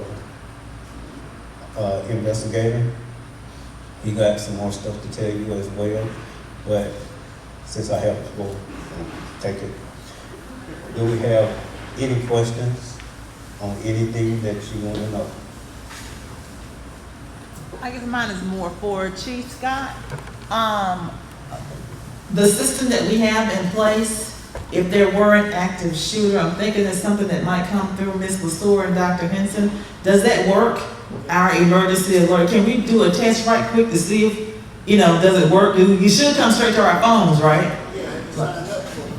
I did, and we got a few. I'm just wondering right now if there was something. Could you send that alert to us quickly? You're going out schedule right now, but I got you. I got you. Give me a free second. I got you. Okay. I can go in and program it to send out to everybody. Okay. So it's just not I go and hit a button. I got to go and program it quickly and send it out. Okay. Yeah, it's right here in the system.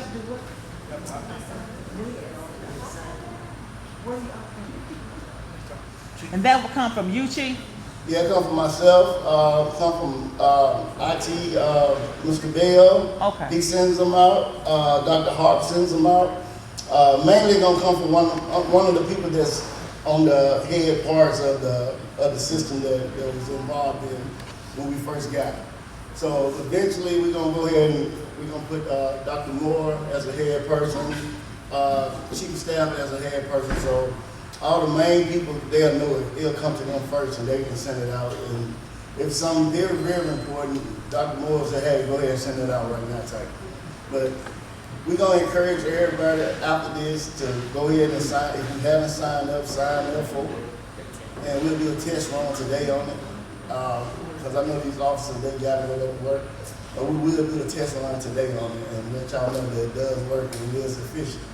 They need to know how to opt in also, so when you get to that, Okay. tell everybody how to opt in. Okay. So, Do y'all have any more questions? Anything? Okay, yeah. okay. Sounds good.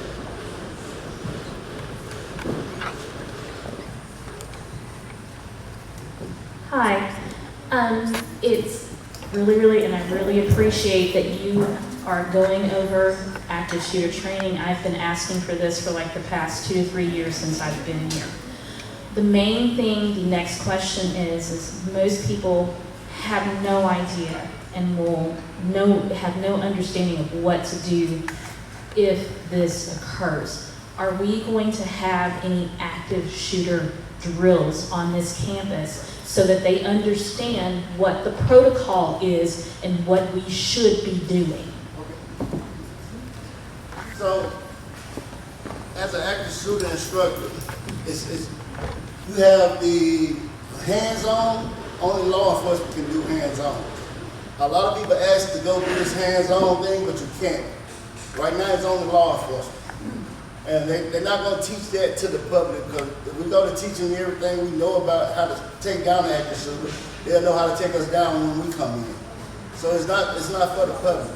But what we do presentation, we talk about it. We're not finished. I'm going to go through a whole lot of stuff that goes on, and I'm going to ask questions. I'm going to put you in scenarios right quick and show you what we're talking about. We can talk about a whole lot of stuff, but my thing is I like to show people scenarios. Like right now, we're in the room right now. Active shooter come in right now. What you gonna do? What you gonna do?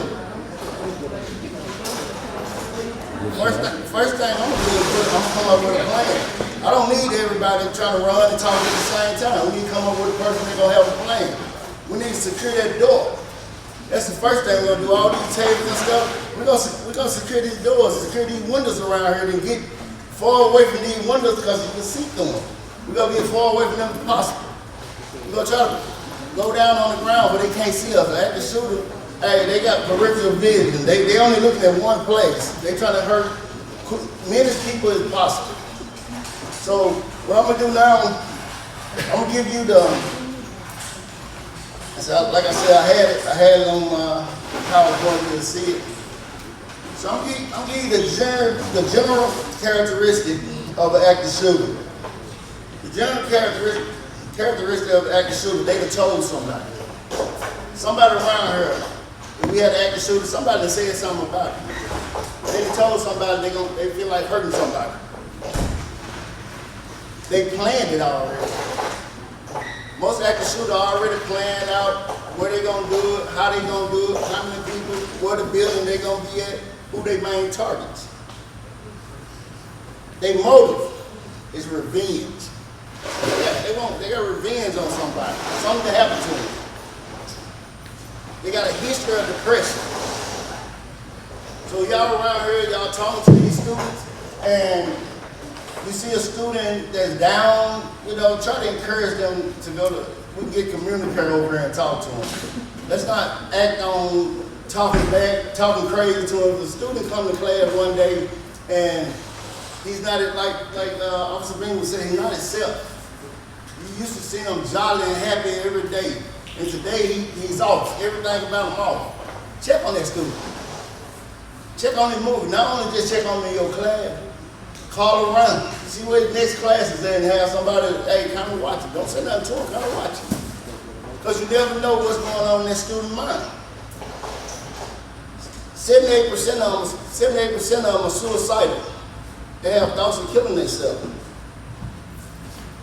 They acting out on emotion. They acting out on emotional needs. It's something they're missing at home or missing around here or in the society, in the community. Something they're missing. They're acting out. Their life expectancy. They feel abused. They socially isolated. They socially anxious. Aggressive as children. They chronically depressed. They have a few friends. They've been teased. We got it bad of letting students tease each other. You never know what a person's going through. You teasing them. You talking bad to them. You talk about the clothes they got on. If we have that going on in the class, we need to stop that. Because you never know what their mindset is.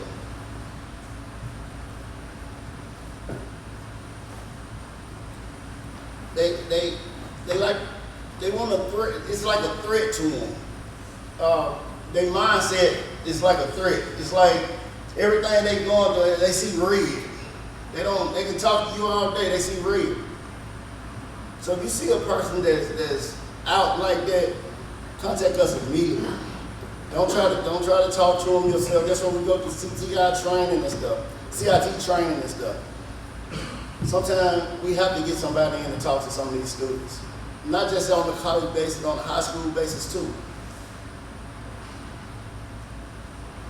If you see a student in your classroom on the computers, if you hear other students talk about when that's all the student doing is looking up guns in their rooms and stuff. That's all they talk about is guns and looking up shooting sprees and stuff. That's something that needs to be reported. Nothing wrong with that person. I know some people like guns and stuff, but you got a student in here and that's all you want to talk about is guns? Talk about how you want to hurt people? Like the officer said, you will never know the person next to you might be the person that want to be the active shooter today. They want to be heard. They want to be seen. They want to be recognized. They want to be seen as powerful. They have unbelievable pain and rage and knowledge. With that being said, they don't care. They don't care about harming nobody. They come in, and another thing, if they on this campus and we gonna shut down this campus, we don't need y'all to be with us. We don't need y'all running and acting a fool, and that's how people get killed. So if we gonna shut down the campus and the active shooter come on campus, you're gonna get a word. You're going to get this 911 cellular, it's going to go out to everybody. That's not for everybody until somebody come to your building and tell you to leave out that building, don't leave that building. If the active shooter is in your building, like the officer said, describe that person to the T. You don't have to get, if you can speak and get a picture of him, send it to him, but describe that person to the T. Lock yourself in, barricade yourself in the room. Do not try to go out there. Don't be the hero today. The last thing, run, fight, and hide. Run, fight, and hide. If you feel you're in a situation where, hey, it's out of my life or his life or her life, get out of there. You know, people tell you, hey, don't do this, don't do that. If we come to a point where he come in here and all of us in here right now, y'all better tear these doors down. Because ain't nothing else, he got us barricaded right here. You got the windows. If you see him coming by, he got us barricaded in here. In your classroom, get the desk, the largest thing you can find in your classroom. Barricade yourself in your classroom. Be quiet. Come up with an action plan right then and there. Be quiet. Talk to each other. If you do signal callings, talk to each other that type of way. Because when law enforcement come up, just like the officer said, law enforcement come up, our first job is to eliminate the threat. We coming in a line. We're not coming in to talk to this young lady or this young man. If you got information, shout it out and we'll keep going. We're telling you to go, keep going. We don't have time to talk to you right now. We'll talk to you when we get everybody safe. We come in to eliminate the threat. So as we come in, somebody shouting out what is personnel, what is last thing, we come in to clear every room in the building. When we give y'all the okay to go, walk in a straight line. Throw your hands up.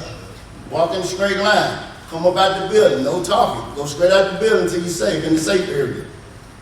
We don't need you, like I said again, we don't need you talking, trying to tell us the story of, I gotta go get this. You're not gonna be able to get nothing out of no room.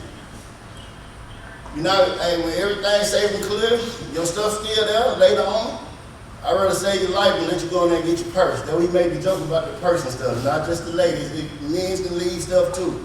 And they think they just gotta grab your laptop. It's your laptop or your life. Think about it. Last thing I'm gonna say, the fact that we've been blessed. We've been blessed. The last active shooter was about 25 miles from here at Walmart, over in Cordova. And there was one at Walmart in South Haven. Guy came in and killed his co-worker. Both times. So we got to take this to the heart because that's closer. It's very close to us. It's close to us. It's at home. It happens every day. It's still happening. Active shooter, I just left Cincinnati this morning. We had over 40, 50,000 Omega men in the city. Easily could have happened. They like to target big crowds. Louisiana, the guy ran through on Bourbon Street, killing hundreds of people, injuring hundreds of people, shooting. Kenny found out he had a bomb. Active shooter's not just a shooting. It's just not shooting. We used to think, hey, they just got guns. No. These people are blowing up stuff. They come in, they know they not gonna get out, so they gonna hurt themselves. So they don't care about killing you or themselves. So they'll come in, blow up, set up a detonator bomb, kill everybody plus themselves. Watch the packages coming into your rooms. That's why I'm on the officer every day. I know people getting mad because I got a new officer up there, she ain't going.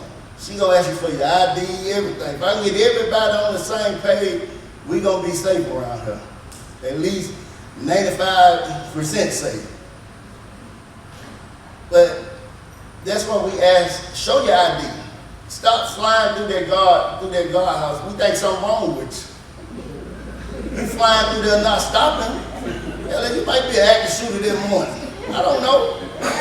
That's what we get. We get trained to go through this, you know. I went through several active shooter training, and we actually go through training where, hey, they all on top of buildings, we got guns, they shooting at us. Not real bullets. I'm still here. They shooting at us and stuff. We go through the real training, active shooter training. So we train, we tell y'all to do it, please just do it. My motto is, and I say this all the time, see something, say something. If you see something unsafe, say something. If you see something strange in your room, say something. The worst thing is myself to have to explain to the president or the chief of staff, hey, why you don't know about what happened yesterday? They come in the morning and 10 people that got shot on their campus. They're gonna be looking at me like, what happened? Say something. If y'all see something, say something. Y'all can save a lot of people's lives. We had students did some stupid stuff, I ain't gonna throw it out there, over the summer. There was a coach saw something. He made a phone call. We got those students. So if you see some students walking that don't look like Rusk College students, say something. We can go talk to them. If they're walking through your buildings and they don't look like Rusk College students or workers, say something. You just stopped some person from getting robbed or killed. This is an open campus. It's been open for years. We know the history of Rusk College and why is it open. But we can't be open to not doing what we're supposed to do. It's our job to come here, do our job, and go home safe to our family. So if somebody walking through here and you see him with a big backpack, I saw a guy hold something on the call. Officer Sanders several times came and got him. Okay. I might know he's a local. I might know he's not gonna do nothing to me. I don't know what he's gonna do to y'all. Because we've been trained to deal with him. But he get real aggressive, quick. You could be talking to him next minute, he aggressive, wanna hurt you. Say something, quit telling, I tell my officer all the time, everybody's not your damn kinfolks. I don't care about your cousin. I don't care about your auntie. I don't care about that because you'll get somebody hurt. Everybody come through that gate need to show ID. Your auntie and cousin, this your job. Meet them outside on lunch. I don't care. But we tired of having everybody come in. I need to go to this person's office. I need to go. We had some people get fired here. They sent threats to the president. Crazy. But if we don't have a thing in place, that person could have easily got back up on this campus and hurt the president. You don't know the mindset of a person. A person was happy the day before, then come back the next day and want to hurt somebody. So if a person been fired, keep them fired. They don't need to come back on this campus like that, just to hang out in y'all office and stuff. That's not a good look. That's not a good look. You don't know what's on their mind. They setting you up to get somebody else. That's what happened in Pennsylvania. Active shooting in Pennsylvania. A teacher got fired. Now I do my lesson on this because not only do I do it right here, I teach this class at other places too, at churches and stuff. A person in Pennsylvania, I want to say assistant principal or something got fired for 2 weeks in a row. Came back to the school. He was cool with the officer, cool with the teachers, cool with the cafeteria people. He come back every other day, eating, hanging out, setting everybody up, thinking he's just a nice guy. On that Friday morning at 8:15, that nice guy turned to the deadly guy. Look it up. Killed 115 people. 115 employees was shot. Let me get that right. 115 people was injured. I think 10 was killed. Let's not be like that. Let's not be like that. Make sure y'all say, hey, this person, I know he got fired. I know, hey, we're not being nosy. Hey, if a person gets fired, we need to get something to let them know, hey, this person really, I don't feel comfortable with this person coming in my office talking to me. Because they're trying to get information. They're trying to get information from you to tell them how to sue the college, how to do all type of crazy stuff. They mind gone now. They want raid. They trying to hurt somebody. They mind gone. They want to hurt somebody now. You see what I'm saying? So I'm not gonna sit up here all day. Like I said, if my stuff was together, you see the screen still coming down. We got further than it was this morning. But we're gonna actually come back. We're gonna actually come back. We're gonna have this same. We're gonna do more demonstration with the students, and y'all welcome to come. And we're gonna show them more what to do and what not to do. I know us as adults, and I know they are young adults, but we're gonna soak it in our heads. And like, hey, we're not gonna play about it. But if you're dealing with young adults, I ain't gonna say all of them smoke and drink, but they do crazy stuff. They're going in one area, going at the other. Some of them, not all of them, some of them. Some of them gonna sit there and engage and listen. And that's what, hey, we reach one or two of them, it's gonna go around the dome. We're not playing about this right here. We're gonna, other training we got CPR coming up, and we got impromptu and impromptu fire drills coming up that's gonna be done on the campus. And we're gonna send this out to you guys so y'all can know when we're gonna do this. But again, what's the motto is? See something, say something. I'm gonna turn it over to Officer Sanders. He's gonna tell you a little more about active shooting, and then we're gonna let y'all go from there. Thank you.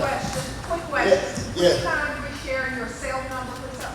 Yes, I give it to you. Plus, I usually give everybody a card. I give you cards. Okay. Good morning. Good morning. My name is Marshall Sanders. I'm with the Holly Springs Police Department. I like to tell people a little bit about myself before I start going into the program, so you'll know who you're talking to and what experience that person may have that's teaching you these classes. For the past 20 years, I got out of law enforcement. The past 20 years, I go all over just teaching this to schools, to churches, to factories, all of. This is something I do on a regular basis. I just came back to I actually was in Holly Springs in 1995 in the police department. But I started my law enforcement career in 1989 in Memphis, Tennessee. Worked narcotics, did a lot of undercover work.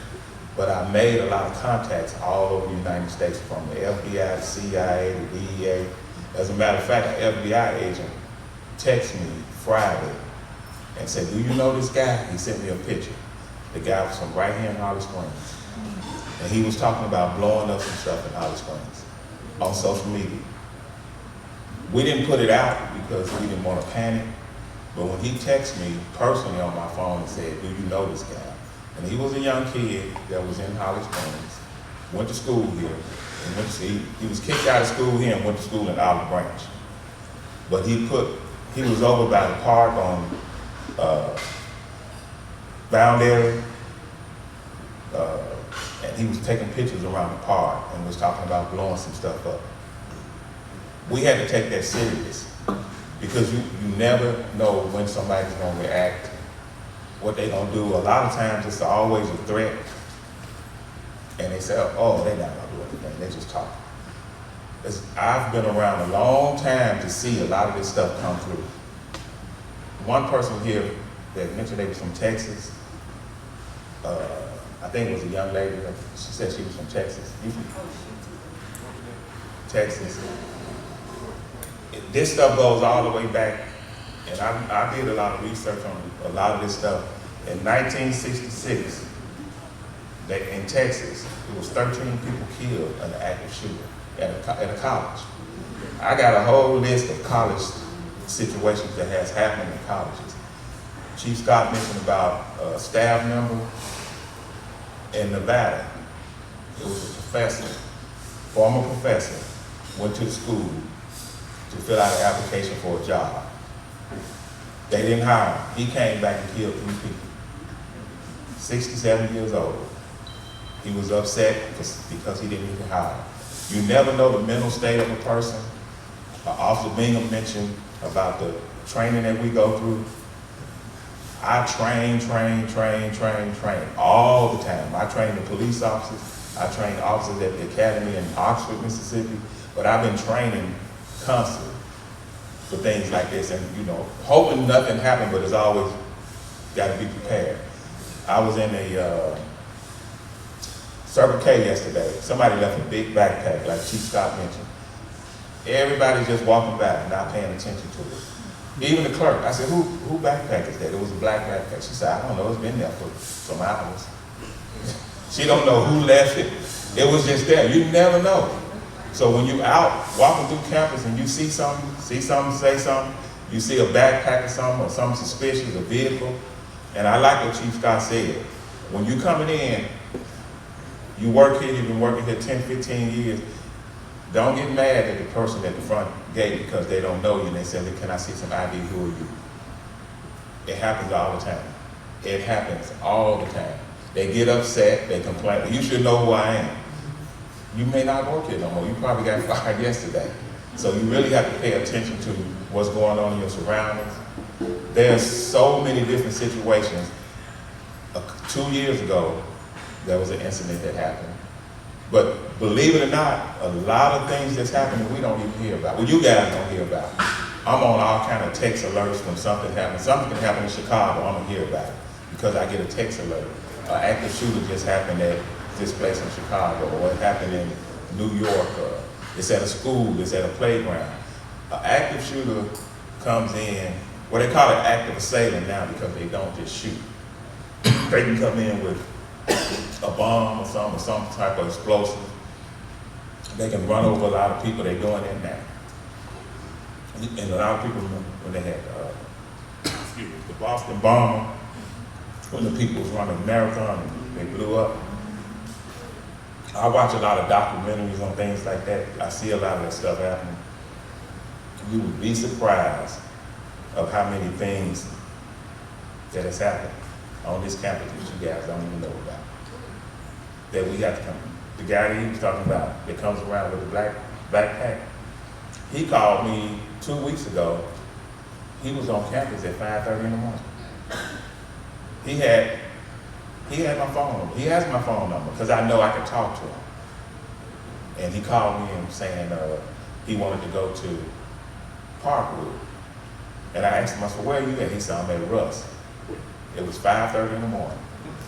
And I said, are you gonna stay there? I told him to walk across the street to the gas station. He went to the gas station. I called the ambulance took him to Russ. took him from Russ to Parkwood. They took him to Parkwood. I saw him yesterday. He said they didn't keep me long enough. They kept him a week, maybe. He said they didn't keep me long enough. But he did tell me yesterday he's going to Nashville. He's going to be there for a month. But when somebody telling you they got some issues, or people crying out for help, you got to pay attention to everybody around you. I've had friends that tell me, that's in law enforcement, that have said how they was feeling. They can't take it no more. It's too much. It's a hard job. I got out of it, like I said, for 20 years. I have a company, and that's all I do is just go around and I train. This became really, really important to me last year. Last year, well, let me change that. It always have been very important to me to see the active shooters. And when I go in Walmart, I pay attention to where I'm going. I pay attention to everything that's happening. When I go into a gas station, I pay attention. I do training, self-defense classes. Every weekend, I'm doing some type of self-defense. I teach people to get their gun license. I do a lot of training, and I don't just say, hey, look at this film, shoot a gun, and now you're licensed. I don't do it. And I tell you, if you come to my class, you're gonna learn how to protect yourself. I teach the personal protection, and I'm certified in all of that, the active shooter stuff. Like the young lady was asking about when we gonna do something. We have to talk to you guys first and explain it to you. And then we'll go into the details of what to do. Like Chief Scott mentioned, if somebody come right now, what would everybody do? We all gonna panic. I'm gonna panic too. But my job is to keep everybody calm, try to get everybody to put these tables against the windows and all of that, and find some place we can go that we can hide and not be out in the open. Because they see us, it may be one, they'll start shooting through the windows. This desk is not, the bullet will go through that. Especially with the ARs, the bullet will go through that. But you gotta have some type of protection. But what I would suggest, excuse me, is find one of these rooms to run in. As simple as that, the way that door stop is up there, the hinge on the door, if somebody was trying to come in through that way, you could take your belt off actually and put it around that, and they won't be able to pull the door open. Around that hinge right there. But we take everything, anything that you can use, a bottle, a cup, a pencil, if they get in, you just gotta fight to the end. But back to what I was saying, a year ago, when it became more personal to me, my only son was killed in Memphis last year by an active shooter, my only son. And he was in a place, a crowded place, and a guy came in, had something to do with some girl. My son was not even involved in it. But he shot the girl in the neck. And of course, people start panicking. A lot of times, nowadays, everybody wants to put stuff on social media. And there was people that actually took their phones out and started recording. But he was shot 5 times and he died on the scene of that. But when I got the call that morning that said that my son was killed in this incident, I seen it on the news, but I had no idea my son was there. My God. But when I got the call that morning, it was on the news that night. I didn't think nothing of it, but that morning when I got the call, they said he was there, and I'm like, what was he doing there? But he happened to be there. He shot my son's friend in the back of the head. He killed him. Shot my son and killed him. Shot the young lady in the neck. She didn't die. But he was out there to get the young lady. I don't know what it was about. I don't know if it was a domestic situation or,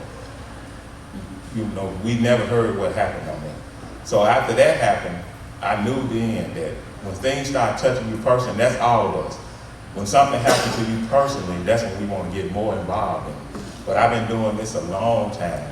But when that happened, it made me be more aware of things that's happening around me and everybody else. When I go to Walmart, like I said, I go to the gas station, I'm at the park. I'm always paying attention, and that's what you have to be aware of. Be aware of your surroundings, because every one of us every day walk past somebody that's probably got some intentions on doing something. And we have no idea it's gonna happen. But Officer Bingham touched on a lot of important things. Chief Scott touched on a lot of important things. I'm an action guy. I want to get here and start doing some drills. You know, I don't do a lot of talking when it comes to that. I'm the guy that wants to do some drills and show y'all what do you do if something happens. I do it at churches, I do it at schools, I do it at factories. I did a factory in Memphis with 200 people. And some of the people took it as a joke. They took it as a joke. You know how some people play, oh, I'm gonna do this, I carry my gun with me. I carry my gun with me too, but it means nothing when somebody else already knows. A criminal will get up in the morning knowing what they're about to do. You don't get up in the morning thinking about how I gotta drive to work, I need to protect myself, what am I gonna do if this happens?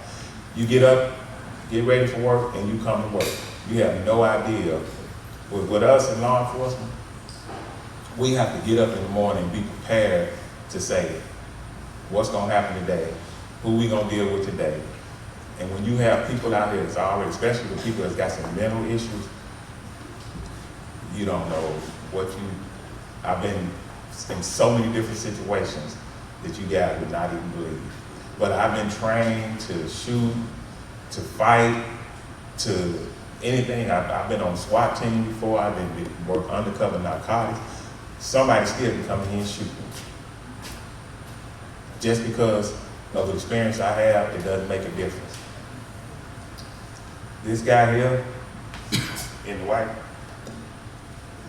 he could save my life because I may be talking Chief Scott and not paying attention. He see a guy walk in with a gun, boom. So that means everybody has to pay attention and watch out for each other. The people that's here that's new, the new staff, you guys are gonna have to get to know your other co-workers, know what they got going on. We all human, we all got problems. We all got issues and problems that we have in our life. I have problems too, but I always got somebody I can go talk to. This guy here, I've been knowing him a long time. When I say a long time, he brought some stuff to my attention recently that when he was a little boy, my dad used to have him at the arcade. My dad used to have an arcade back in Tooman. And he said, man, I used to be in the arcade with your daddy all the time when I was a little boy. I never knew that until he told me we was talking recently about that. But we call each other, we look out for each other. If I call him and say, hey, Chief, we got something going on, or he'll call me and say, hey, we got something going on around the campus. We have to all look out for each other, not just because we're in law enforcement, it's because we are all working together. It's gonna always be us against them, because a criminal right now come on this campus, everybody in here gonna start running and doing something different. I've been in active shooter situations where when Chief Scott said you gotta come out with your hands up, you're not gonna think that, you're just gonna be thinking run. But the police might think that you're one of the people that was involved in it. Male, female, or whatever. They might think you're one of the people. So they gonna pull a gun on you and say, get down, get down, get down. And you'll be thinking, hey, it's not me. But your automatic response is run, run, run. You hear, if some shots being fired right now, it's y'all job to get somewhere and hide. It's our job to go out there and see who is out there shooting. That's the difference. Like when people say a fireman is crazy because they got to run into a burning building and everybody else is running out, that's our job. Somebody shooting in this building, we got to go run and see who's doing the shooting. Y'all job is to go get somewhere and hide. But the most important thing to me is I would like to get out and do some actual scenarios. When he set it up and come back, we'll do some actual scenarios on what to do, because the best thing to do is train. We can talk about it, watch videos, all that. But when you actually doing it in training, you'll learn what to do. It's automatically reflex. You'll learn what to do. But I want to thank Chief Scott for having me to come up here. But he knows I'm really the guy that actually like the action. I like to get some, make some stuff happen. And if any one of you women decide to take my class, I say don't wear no fingernails because I'm a breaker. They gonna get broke. They gonna get broke. I was thinking about when Officer Bingham said something about leave your purse. I was doing a class with a lady and I asked her where she carried her gun. She said in my purse. And I asked her how much the purse cost. She said $900. And I said, well, if you walk into your car and you get your keys in one hand and your gun in your purse, have your gun in your bag at night when you walk. If somebody if somebody run up to you, get ready to do something to you, shoot through the purse, don't take the gun out. She said, I'm not gonna shoot a hole in my purse, this purse costs $900. So, and I started laughing because I'm thinking, you're worried about the cost of a purse or your life. You're worried about the cost of a purse than your life. But I'll say one more thing before I go. You guys know about the preacher that was killed in Memphis? The incident, the young lady that shot him, she took my class.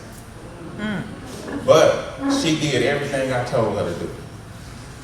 Everything I told her to do. Step back, I got a gun, you better stop, you better stop. She said, I got a gun, I'm stepping back again. You see what I'm saying? That was training. Training. Now, anybody else probably would just grab a gun and start shooting, but she had to warn him, stop, stop, stop. I'm warning you to stop. But that's what I mean by training. I'm an action guy. So if any one of you guys want to just get some real training, I'll just let me know. That Chief Scott knows, and we'll make sure it happens. But I thank y'all for allowing me to be here. If anybody got any questions, I know the time is running out, but you can always contact me or whatever. Go ahead. You got a question? So this may be for Chief Scott, and certainly you too, Lieutenant Sanders. Thank you, Holly Springs finest. But we know that, Chief, is there any plan, and maybe you covered this during the student training in our beautiful city? We know that at the beginning of the school year and throughout the school year, there are parties. And some are, unfortunately, in my ward, which I've spoken to the business owners concerning making sure security is there, and the police department. But are we talking to the students in terms of with these, when they get off the campuses? I know we had some incidents last year. So basically we have, and school just started. We have safety night out. We did it almost every year. We have a thing called safety night out. We invite all the students to come out right here, in the corridor right here. And we have law enforcement, state troopers, and we come up, and the fire department people, and we come over and talk about the do's and don'ts to the students, especially the freshmen. I got to talk all week at freshman orientation. I got to look at my schedule for Ms. Gullis. She already sent it to me. Well, I'm going to invite other officers to come in and talk every day that week doing orientation to get it in their head. Hey, you're here to go to school, not to be a criminal. Like you go to Texas, you see a sign saying you can be a permanent resident, and then you do something stupid, you go to jail up there. So we're gonna get this in these students' head when they get here. Hey, we want y'all to enjoy your college life, but don't come down here with that stupid stuff. Simple as that. We're not going for that. We're not going for drugs, guns, and none of that. We're not gonna play with that. So, to your question again, yes, we're going to train them, we're going to talk to them, we're going to continue to talk to them. Anybody got classes, I tell you all the time, send me an email so I can put it on my schedule to come talk. It's my job here to come and educate students how to be safe and how to take safe measures.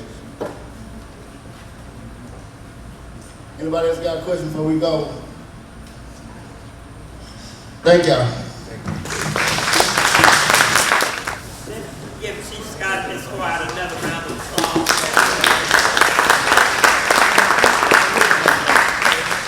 At the close of this 2026 Faculty and Staff Institute, a couple of reminders again. Today only, 50% off merchandise in the gift shop. Okay? So this is your opportunity to get all of your Rusk College gear. And can you not hear me?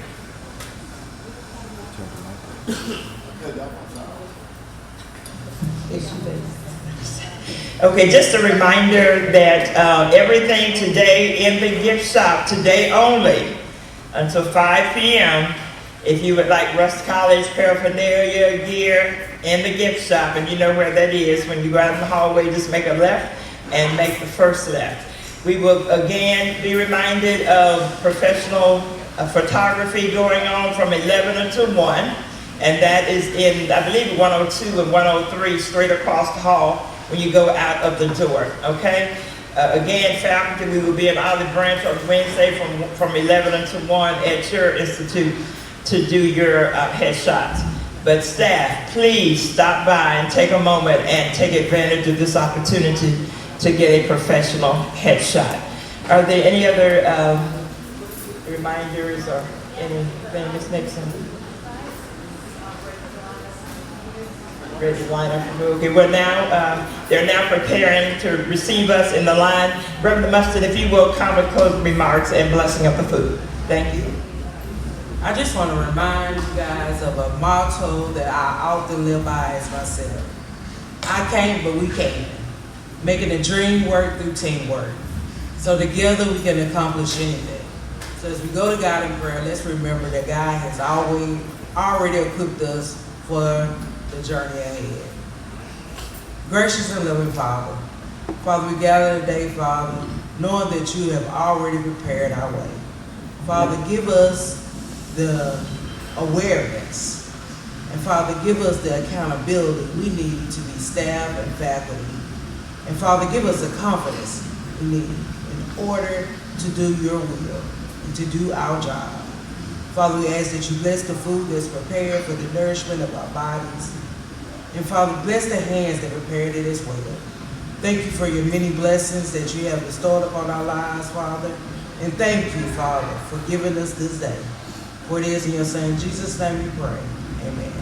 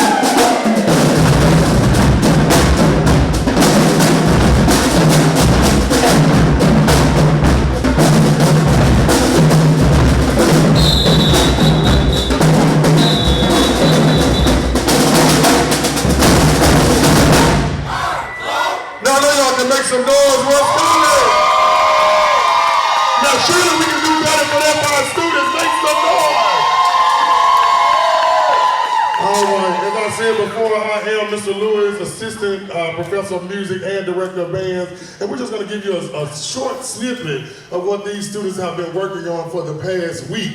We've been getting up as early as 5 a.m., leaving the band room as late as 10 or 11 in the evening. So these students are very dedicated. One more time for you here for them, make some noise for the Encore Marching Band.